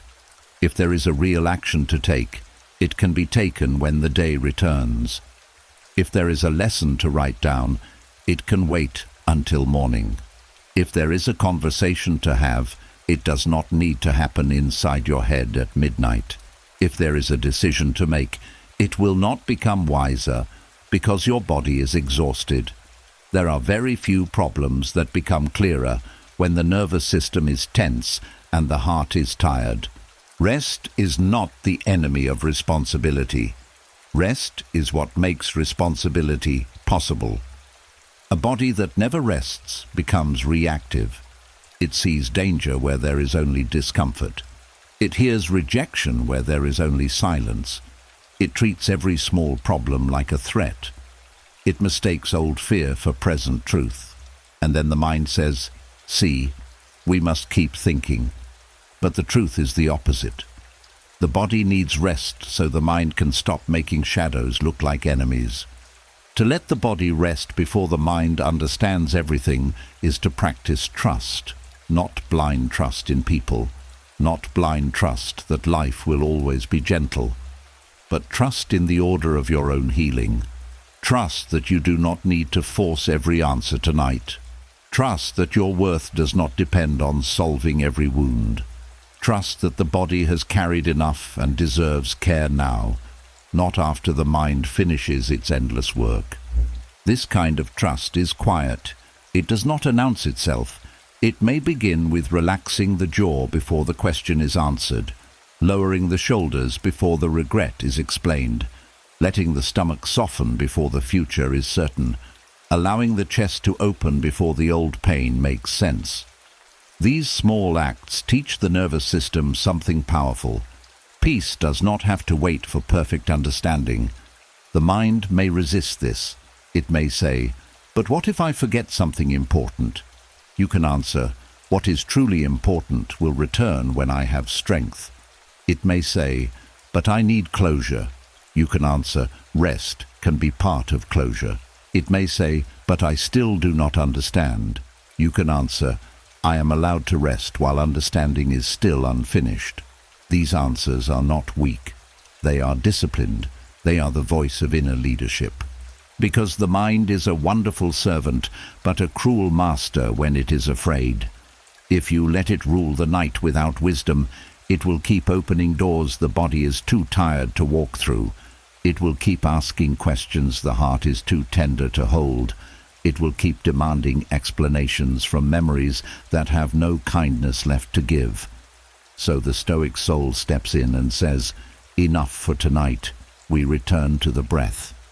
And the breath becomes the place where understanding is no longer required. You inhale, and the body receives life without needing a reason. You exhale, and the body releases weight without needing a perfect answer. The breath does not ask you to explain your sorrow before it enters you. The bed does not ask you to prove you deserve support. The night does not ask you to complete your healing before it offers stillness. These quiet things are already giving you what the mind keeps postponing. So tonight, let the mind be unfinished. Let the story be unfinished. Let the questions be unfinished. Let the healing be unfinished. You are still allowed to rest. You are still allowed to be held by silence. You are still allowed to sleep as someone who does not know everything, but is slowly learning how to stop hurting themselves with the need to know. This is the Stoic practice, to accept the limits of the mind without losing the dignity of the soul. To admit that some things are not clear, but still choose calm. To admit that some answers have not arrived, but still choose breath. To admit that some pain remains mysterious, but still choose not to turn the body into a battlefield. And as sleep comes closer, allow this truth to settle deeply through you. The body does not need your life story explained before it can be gentle with you. The heart does not need every wound solved before it can soften. The nervous system does not need perfect certainty before it can receive this moment. You are allowed to rest in the middle of the unknown. Tonight, understanding can wait. Peace cannot. Let the body go first. Let it sink. Let it soften. Let it stop carrying the mind's unfinished questions. Let it teach the mind something older than thought. That sometimes healing begins not when you finally understand everything, but when you finally stop making rest wait for answers. And as the body learns that rest does not have to wait for perfect understanding, another hidden weight begins to show itself. Beneath many old questions, beneath many tight places, beneath the fear that keeps returning at night, there is often shame. Not loud shame, not always obvious shame, but the quiet kind that settles into the body after years of feeling wrong, blamed, exposed, rejected, judged, or not enough. Shame is one of the heaviest emotions because it does not simply say, something painful happened. It says, something is wrong with me. And once the body believes that message, it begins to tighten around the self. The chest pulls inward. The shoulders curve as if trying to become smaller. The jaw locks to stop the truth from coming out. The stomach knots as if it is holding a secret too dangerous to reveal. The breath becomes shallow because deep breathing feels too open, too visible, too alive. This is how old shame becomes physical tension. It turns the body into a hiding place. There may have been a time when you were made to feel guilty for having needs. A time when your feelings were dismissed. A time when someone laughed at your softness, punished your honesty, blamed you for their behavior, or made you carry responsibility that was never yours. Maybe you were judged when you needed comfort. Maybe you were criticized when you were still learning. Maybe you were rejected when you were brave enough to show your heart. And because the pain was too much to understand then, the body learned a simple rule. Hide. Hide the tears. Hide the anger. Hide the need. Hide the desire to be loved. Hide the mistake. Hide the weakness. Hide the memory. Hide the part of you that someone once made unsafe. But what the body hides, it often holds. This is why shame can remain long after the event has ended. The mind may grow older, the life may change, the people may leave, but the body may still carry the posture of someone who expects judgment. You may notice it in the way you tense when attention turns toward you, the way your stomach drops when you make a mistake, the way your face heats when you remember something you wish had gone differently, the way your shoulders tighten when you feel misunderstood, the way your chest closes when you want to speak honestly, but fear being seen too clearly. The Stoic way begins by naming shame without becoming it. This matters because shame survives in secrecy. It grows stronger when it stays hidden, unnamed, and unquestioned. But awareness brings light, and shame cannot keep the same power when it is seen clearly. When you say, "This is shame," you create space. You stop saying, "I am shameful." You stop saying, "I am wrong." You stop saying, "I am the mistake." Instead, you begin to see shame as something moving through you, not something that defines you. That small distance is the beginning of release. Awareness does not loosen shame by force. It loosens shame by presence. When shame appears in the body, the usual reaction is to shrink, distract, explain, defend, or punish yourself. But awareness does something different. It turns toward the feeling and says, "I see you," not to feed it, not to worship it, not to let it rule, but to understand what it has been protecting. Because shame often began as protection.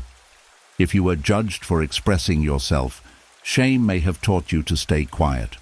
If you were rejected for needing love, Shame may have taught you to need less. If you were punished for mistakes, shame may have taught you to become overly careful. If you were blamed unfairly, shame may have taught you to apologize before anyone accused you. At one time, shrinking may have felt safer than being fully present. But what helped you survive then may be keeping your body tense now. The Stoics teach that we must examine our impressions. Shame is an impression. It appears and says, "You are not enough." It says, "You should have known better." It says, "You are too much." It says, "You are behind." It says, "You do not deserve peace yet." But the trained mind does not immediately accept these statements. It asks, "Is this true, or is this an old judgment returning?" It asks, "Does this belong to my character, or does it belong to someone else's voice?" It asks, "Am I seeing reality, or am I wearing the opinion of a painful past?" This is how awareness begins to loosen the body, not by arguing with every feeling, but by refusing to let shame speak as the final authority. When shame tightens the chest, awareness says, "The heart is trying to hide." And with that recognition, the breath can soften. When shame locks the jaw, awareness says, "There are words that were not safe once." And with that recognition, the face can release. When shame lifts the shoulders, awareness says, "The body is preparing to be judged." And with that recognition, the shoulders can lower. When shame knots the stomach, awareness says, "A part of me fears being exposed." And with that recognition, the belly can slowly unclench. The body relaxes when it no longer has to keep secrets from your own compassion. This is important. You cannot shame out of the body. You cannot insult yourself into peace. You cannot punish your way into softness. Many people try. They feel shame, then shame themselves for feeling it. They say, "Why am I like this? Why can't I be normal? Why do I still care? Why am I so weak?" But every cruel question adds another layer of tension. The body hears cruelty and tightens more. It does not know the difference between the old judge and the new inner voice.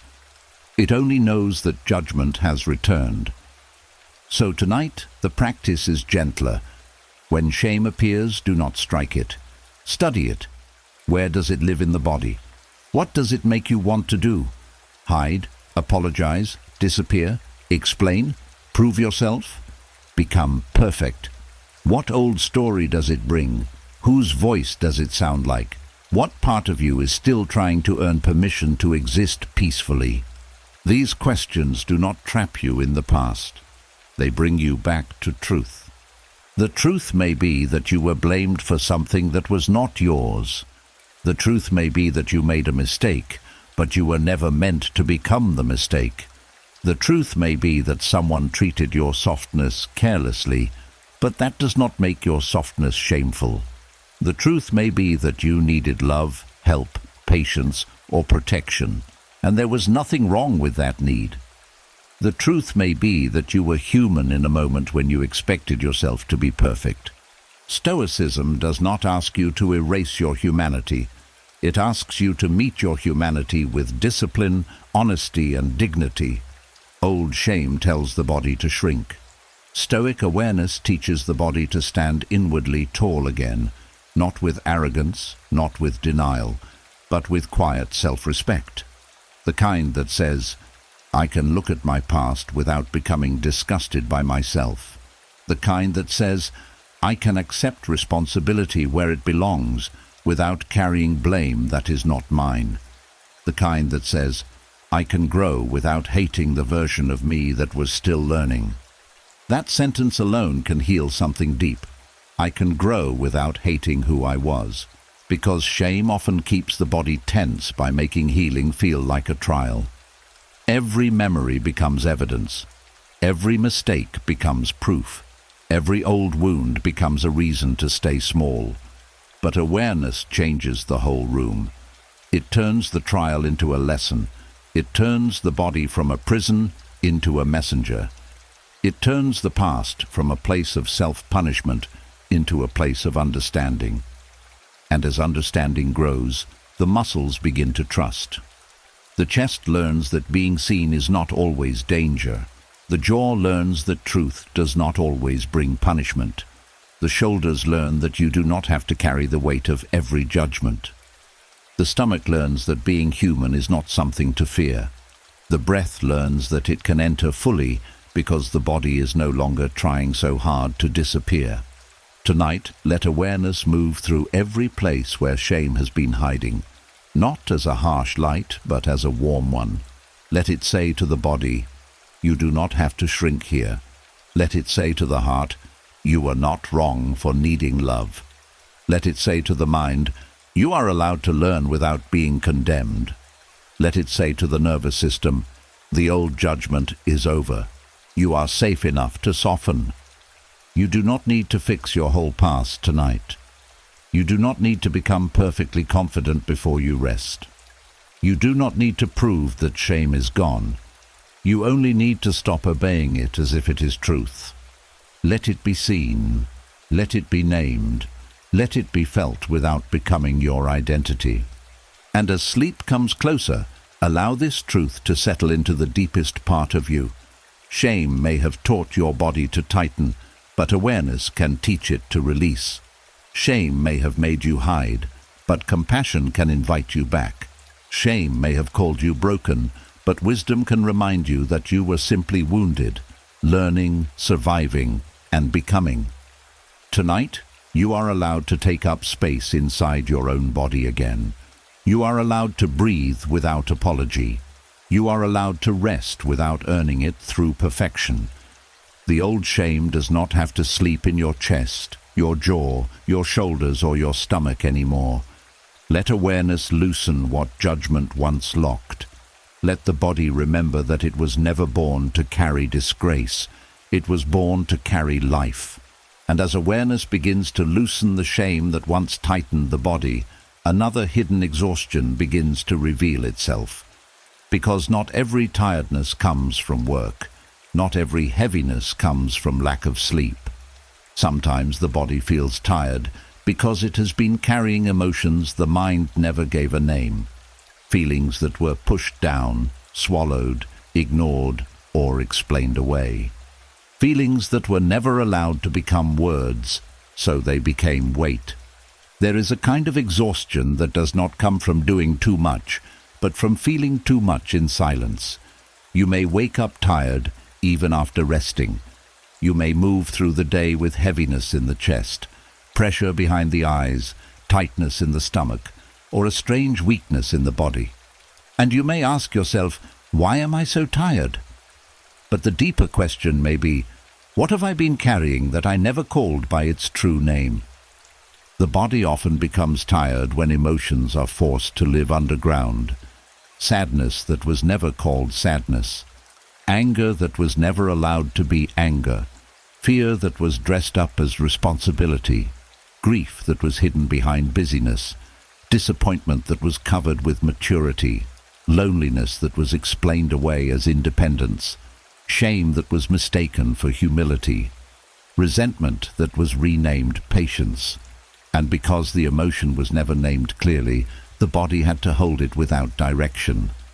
A named emotion can begin to move. An unnamed emotion becomes a burden. This is why many people feel drained without knowing why. They are not only tired from life, they are tired from carrying emotional confusion.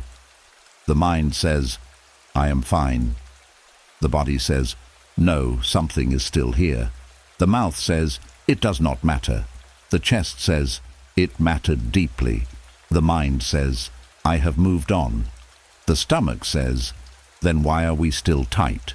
The body is often more honest than the story we tell ourselves.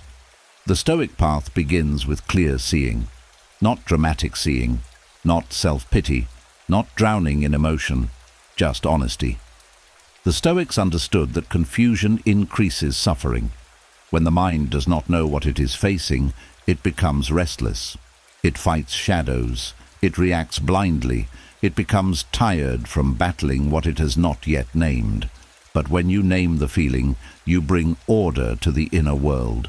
You stop fighting a fog and begin meeting a truth. There is power in saying, "This is grief."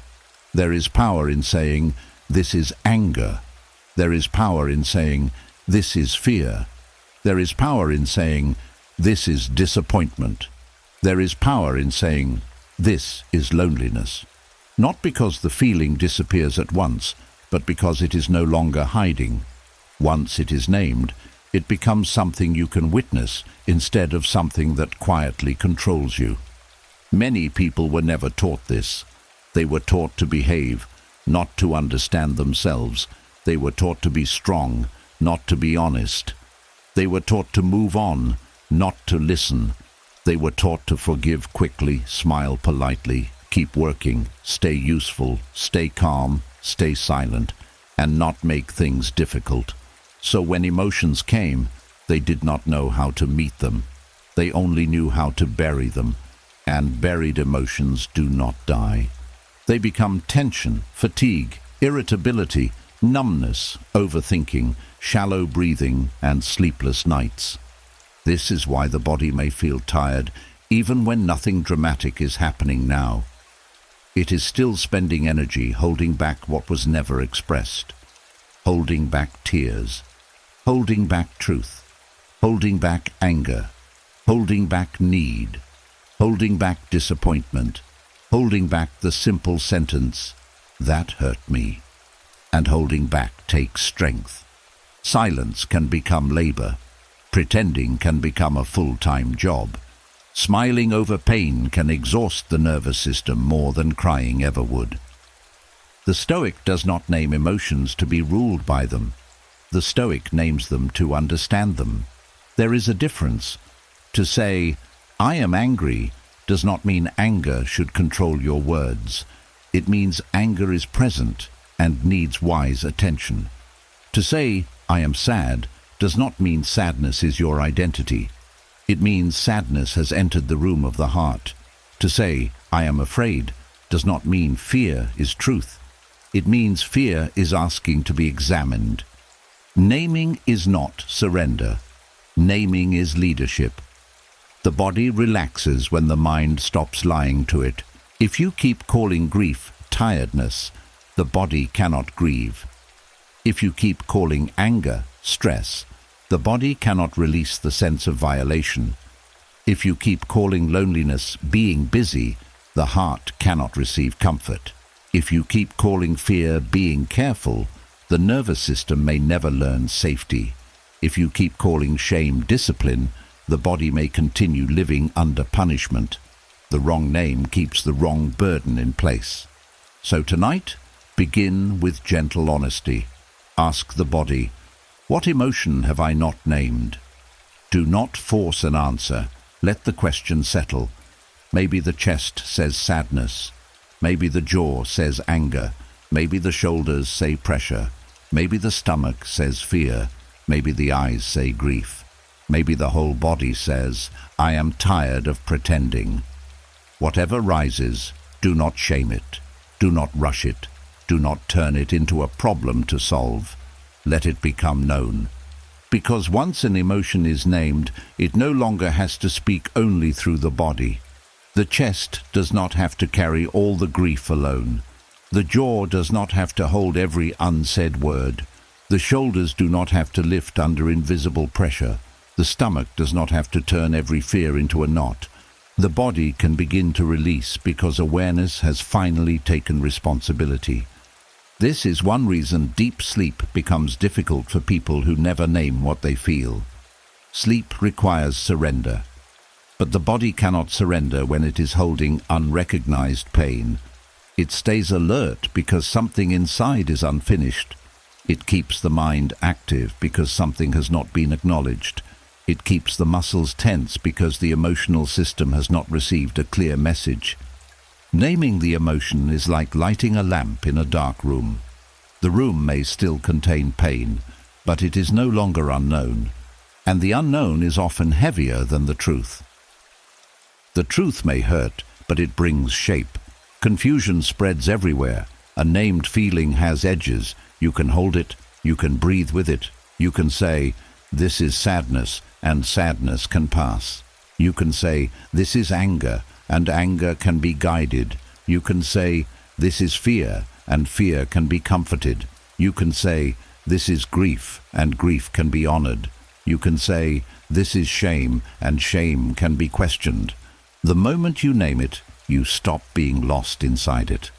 The Stoic practice is to meet each emotion with dignity, not to dramatize it, not to deny it, but to give it its proper place.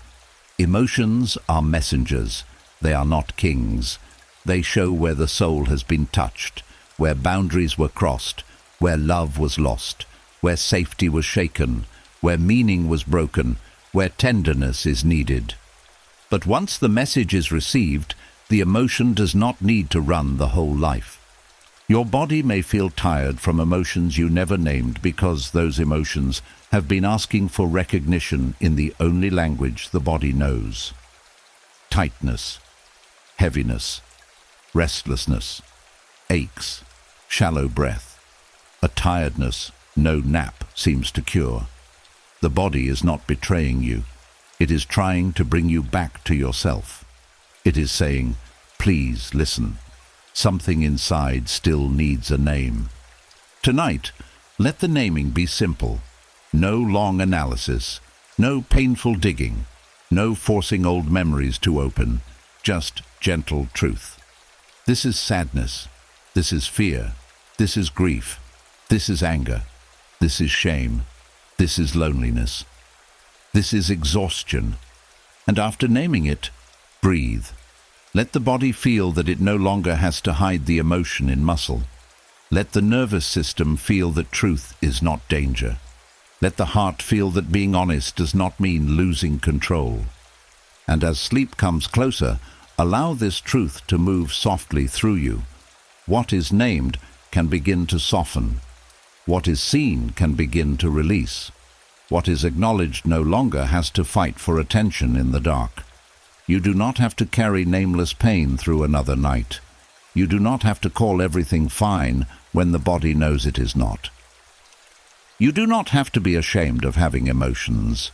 They are proof that something in you is alive, responsive, human, and worthy of care. So let the body rest from the labor of hiding. Let the chest stop carrying unnamed sorrow. Let the jaw stop holding unnamed anger. Let the shoulders stop bearing unnamed pressure. Let the stomach stop guarding unnamed fear. Let the whole body hear the calm voice of awareness saying, "I know what this is now. You do not have to carry it alone." Tonight, the body can become lighter, not because every emotion is gone, but because every emotion is finally allowed to be known. And what is known with compassion no longer has to remain buried as pain. And as the body becomes lighter from naming what it has carried in silence, the night invites one more act of discipline, because even when emotions have names, the mind may still try to bring them into bed and replay them like old scenes looking for a different ending. The pillow becomes a witness. The darkness becomes a screen. The body lies down to rest, but the mind begins showing the same pain again, asking the same questions again, opening the same doors again. And slowly, the bed stops feeling like a place of peace. It becomes the place where the past comes to perform. There is a quiet sadness in being exhausted all day, then becoming mentally awake the moment you lie down. The world finally stops asking for your attention, but your memories begin asking for it. The room becomes silent, and suddenly the mind starts speaking. It brings back the conversation that hurt you, the person who disappointed you, the mistake you keep judging, the moment you wish you had handled differently, the goodbye that never felt complete, the wound you thought you had buried. And before you know it, your body is not resting in the present. It is lying still while the mind travels backward. This is how the bed becomes a place of emotional replay, not because the bed is unsafe, but because the mind has learned to use stillness as a doorway into unfinished pain. During the day, you may be busy enough to avoid it. You may have work, messages, people, tasks, noise, and responsibilities to keep the old ache quiet. But at night, when the distractions fall away, the mind reaches for what was never fully released. And if you follow every thought, the body begins to believe that night is no longer for rest. Night is for review. The Stoic way begins by reclaiming the purpose of the bed. The bed is not a courtroom. It is not a place where yesterday must defend itself. It is not a place where your younger self must be judged again. It is not a place where old conversations must be corrected. It is not a place where absent people get to return and take your peace. The bed is a place of repair, a place where the body lays down its duties, a place where the mind practices surrender, a place where the soul remembers that not every wound deserves another hour of your life. To stop emotional replay, you must first notice the moment the replay begins. This sounds simple, but it is powerful. Many people do not notice the first thought. They only notice when they are already deep inside the story. They have already replayed the scene, blamed themselves, answered the person, predicted the future, and tightened the whole body. But healing begins earlier. It begins when you catch the first pull. The first, why did they? The first, I should have. The first, what if? The first image. The first emotional tug back into the old place. That is the moment to pause. Not to fight the thought. Fighting often makes it louder. Not to shame yourself. Shame only adds more tension. Not to force the mind into emptiness. The mind does not obey force for long. Instead, meet the replay with calm recognition. Say, this is the old loop. Say, my mind is trying to return to what hurt. Say, this is not work for the bed. Say, I can think about this another time, but not here, not now, not with my body asking for rest. That last sentence matters. Not here, not now, not in the bed. The Stoics believed in placing things where they belong. Duty belongs to action. Reflection belongs to a clear mind. Correction belongs to the present. But punishment does not belong to sleep. Endless analysis does not belong to the night. Emotional replay does not belong beside a body that has already carried enough. When you let the mind bring every old wound into bed, you teach the nervous system that rest is not safe. You teach the body that lying down means preparing for pain. You teach the heart that silence means suffering. So the practice is to create a boundary around your rest. A boundary is not only something you set with people, it is also something you set with thoughts. You can tell a memory, you are not allowed to enter this space tonight. You can tell regret, you may have a lesson, but you do not get my sleep. You can tell fear, you may speak tomorrow if there is real action to take, but tonight you do not get to rule my body. This is not denial. This is order. This is discipline. This is the mind remembering who has authority. One reason emotional replay becomes so addictive is that it gives the illusion of progress. The mind says, if I think about it one more time, maybe I will understand. If I replay it one more time, maybe I will find the missing sign. If I rehearse my response one more time, maybe I will finally feel powerful. But most nighttime replay does not create wisdom. It creates exhaustion. It does not close the wound. It keeps touching it. It does not give the body safety. It keeps sending the body back into alarm. Real reflection leaves you with a clear next step. Emotional replay leaves you with a tired nervous system. This is how you can tell the difference. If the thought gives you something useful, keep the lesson and let the scene go. If the thought only makes your chest tight, your stomach heavy, your jaw clenched, and your heart restless, it is not wisdom anymore. It is a loop. And loops are broken not by completing them, but by stepping out of them. Tonight, stepping out may look very small. It may look like turning your attention to the breath. It may look like feeling the weight of your body on the bed. It may look like relaxing the tongue from the roof of the mouth. It may look like lowering the shoulders. It may look like placing one hand on the chest and quietly saying, "We are not going back there right now." It may look like repeating, "This bed is for rest. This body is for healing. This night is not for replay." The body needs repetition. If you have spent months or years using the bed as a place of overthinking, the mind may not change in one night. But every time you refuse the replay gently, you teach the body a new association. The bed becomes less connected to pain and more connected to safety. The darkness becomes less connected to memory and more connected to release. The silence becomes less connected to old voices and more connected to breath. And there will be nights when the old loop is strong. On those nights, do not treat it as failure. Treat it as training. A disciplined mind is not a mind that never gets pulled. It is a mind that returns. Again and again it returns. The thought rises and you return. The memory calls and you return. The regret begins speaking and you return. The old pain tries to take the stage and you return. Each return is a quiet victory. Each return tells the nervous system, the past is not in charge of this bed anymore. You may need to give the mind a gentle place to put unfinished things before sleep. Not by diving into the wound, but by making a simple mental note. This can wait. There is no action to take tonight. I have received the lesson. I will not pay for this with my rest. The mind often relaxes when it knows it is not being ignored, only postponed. You are not saying the issue does not matter. You are saying your body matters too. Because the body has been loyal to you through every season. It carried you when the heart was heavy. It helped you stand when your mind was tired. It breathed through shock, grief, shame, betrayal, and disappointment.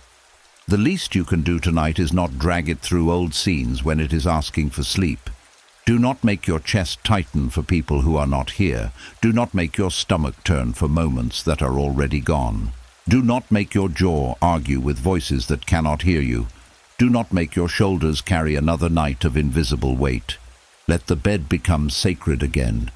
Let it become the place where pain is not performed. Let it become the place where the past is not invited to speak for hours. Let it become the place where your body learns that lying down does not mean losing control. It means being held. It means returning.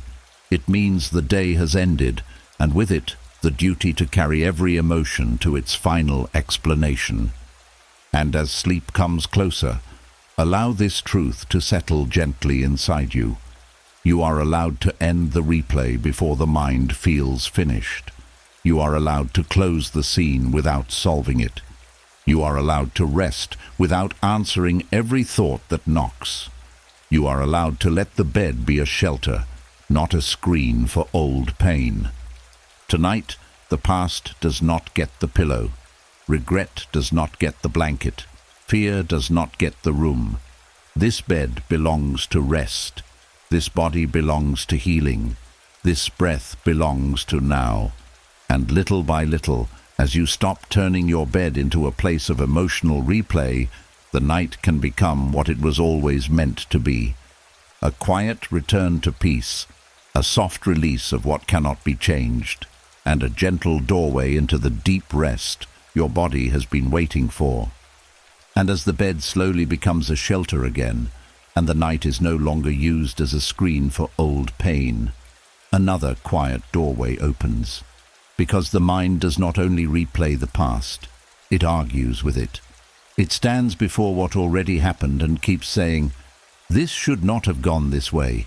They should not have done that. I should have known. Life should have been kinder. The ending should have been different." And while some of those statements may be true, they do not change what happened. They only keep the body tied to a battle that time has already closed. There comes a moment when healing does not begin with understanding, forgiveness, or strength. It begins with stopping the argument. Not because the past was fair, not because the wound was small, not because what happened deserves your approval, but because arguing with what already happened keeps the nervous system trapped in resistance. The body cannot fully rest while the mind keeps fighting reality. The chest stays tight because it is still protesting.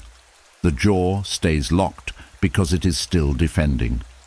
The shoulders stay heavy because they are still carrying the weight of what should have been. The stomach stays unsettled because the mind is still trying to make the impossible happen, to force yesterday to obey today's pain. This is one of the hardest truths to accept.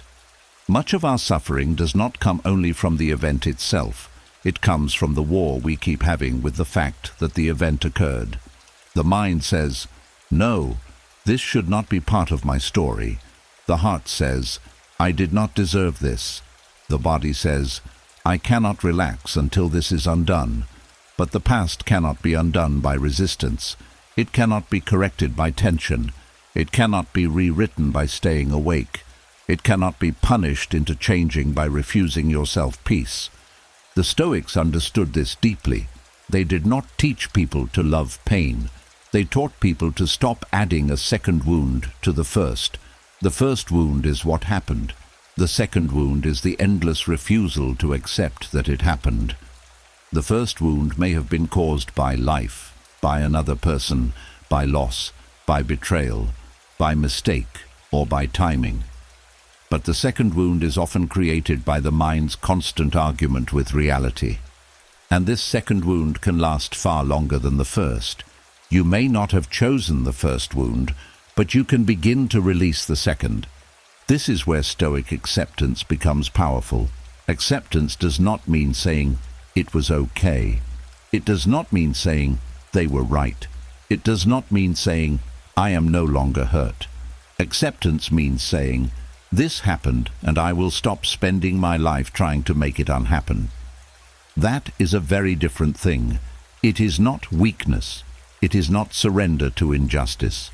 It is surrender to truth, so your strength can return to what is still alive. Because while the mind argues with the past, it cannot fully serve the present. While it keeps saying, "This should not have happened," it has little energy left to ask, "What now?" While it keeps fighting yesterday, it cannot build tomorrow with clear hands. While it keeps demanding that the old story change, it misses the quiet power still available in this breath, this body, this night, this choice. Arguing with what already happened is exhausting because reality never argues back. It simply remains. You can throw thoughts at it. You can replay it, you can reject it, you can question it again and again. But the fact stays the same, and each time the mind returns to fight it, the body pays. The heart beats harder, the muscles tighten, the breath becomes shallow, sleep moves farther away. Peace waits at the door, but the mind is too busy wrestling with a shadow. And what makes this so painful is that the argument often comes from love. You argue because something mattered. You argue because the loss was real. You argue because you wish someone had chosen better. You argue because your younger self deserved protection. You argue because part of you still believes that if you resist hard enough, the wound will become less true. So do not shame yourself for having argued with the past. The argument began as a cry from the part of you that wanted justice. But healing asks you to stop mistaking resistance for justice. Justice may never come in the form you wanted. The apology may never arrive. The explanation may never be honest. The lost time may never return. The person may never understand what they did. The younger version of you may never receive what they needed back then. This is painful. But if you keep waiting for the past to repair itself, before you allow your body to soften, then your peace remains controlled by what is no longer in your control. The Stoic path brings power back by asking one simple question: what is mine now? Not what should they have done, not why did life allow it, not how could it have been different. What is mine now? My breath is mine, my attention is mine, my response is mine, my healing is mine, my character is mine, my next action is mine, my willingness to stop turning pain into a permanent inner war is mine. This question does not erase grief. It gives grief a direction. It does not deny pain. It stops pain from becoming chaos. It does not make the past beautiful. It makes the present usable again. To stop arguing with what already happened, you must learn to speak to the past in a new way, not with defeat, but with finality. You happened. You hurt. You changed something in me. You taught me what I did not want to learn this way, but you are not happening now. You do not get to keep taking my sleep. You do not get to keep ruling my body. You do not get to keep turning my life into a protest against what cannot be changed. That is not cold, that is freedom. There is a kind of peace that arrives only after the mind stops saying, "Why was it not different?" and begins saying, "Since it was what it was, how do I now live with dignity?" This is the Stoic turning point. You stop using energy to fight the shape of yesterday and begin using energy to shape your character today. You stop demanding that the old wound disappear before you become calm. You stop waiting for the past to become gentle before you treat yourself gently. The body feels this shift. It may not release all at once, but it notices. The chest begins to understand that it no longer has to protest every night. The jaw begins to understand that it does not have to keep arguing with absent people. The shoulders begin to understand that they do not have to carry the weight of a different life that never came. The stomach begins to understand that the present is no longer being forced to digest the past. And slowly, the body stops bracing against reality. This is where healing begins, not because everything makes sense, not because everything feels fair, not because every question has been answered. Healing begins because you stop making your peace depend on the past becoming different. You stop standing outside a locked door, begging it to open into another version of your life. You turn around. You come back to the room you are in. You come back to the breath that is still moving. You come back to the body that is still carrying you. You come back to the life that still needs your attention. Tonight, let the argument end. Let the old protest soften. Let the mind stop saying, "It should not have happened," just for this moment, and let it say, "It happened, and I am still here." Feel the difference. One sentence keeps you fighting reality, the other brings you back to yourself. You are still here. That means the story did not end there. That means the wound did not become the whole of you. That means there is still breath after the event, still choice after the disappointment, still dignity after the loss, still peace after the storm. The past may have happened, but it did not consume every part of your future. Something in you remained. Something in you is listening tonight. Something in you is ready to stop paying for yesterday with the rest of your life. And as sleep comes closer, allow this truth to settle gently through your body. Healing begins when you stop arguing with what already happened, because only then can your energy return to what can still be healed. You do not have to approve of the past to stop fighting it. You do not have to call it good to release your body from resistance. You do not have to understand everything to let the night hold you. What happened has already happened. But your peace is happening now. Your breath is happening now. Your rest is possible now. And tonight, instead of arguing with a past that cannot answer, you can return to the quiet power of this present moment and let your body finally stop fighting what time has already carried away.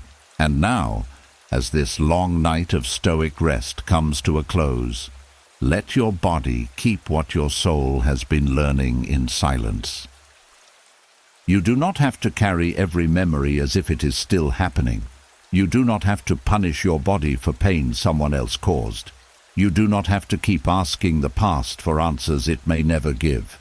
You do not have to turn your bed into a courtroom, your mind into a battlefield, or your body into a storage place for old fear. Tonight, you have practiced something deeper than sleep. You have practiced release. You have learned that the body remembers, but it can also be taught safety again. You have learned that pain may visit, but it does not have to become your identity. You have learned that grief can be honored without being obeyed, shame can be named without being believed, and memory can be witnessed without becoming suffering again. The past may still exist in your story, but it does not have to sleep beside you anymore. So as you rest, let the chest soften from what it protected for too long. Let the jaw release the words it never got to say. Let the shoulders put down the weight that was never fully theirs.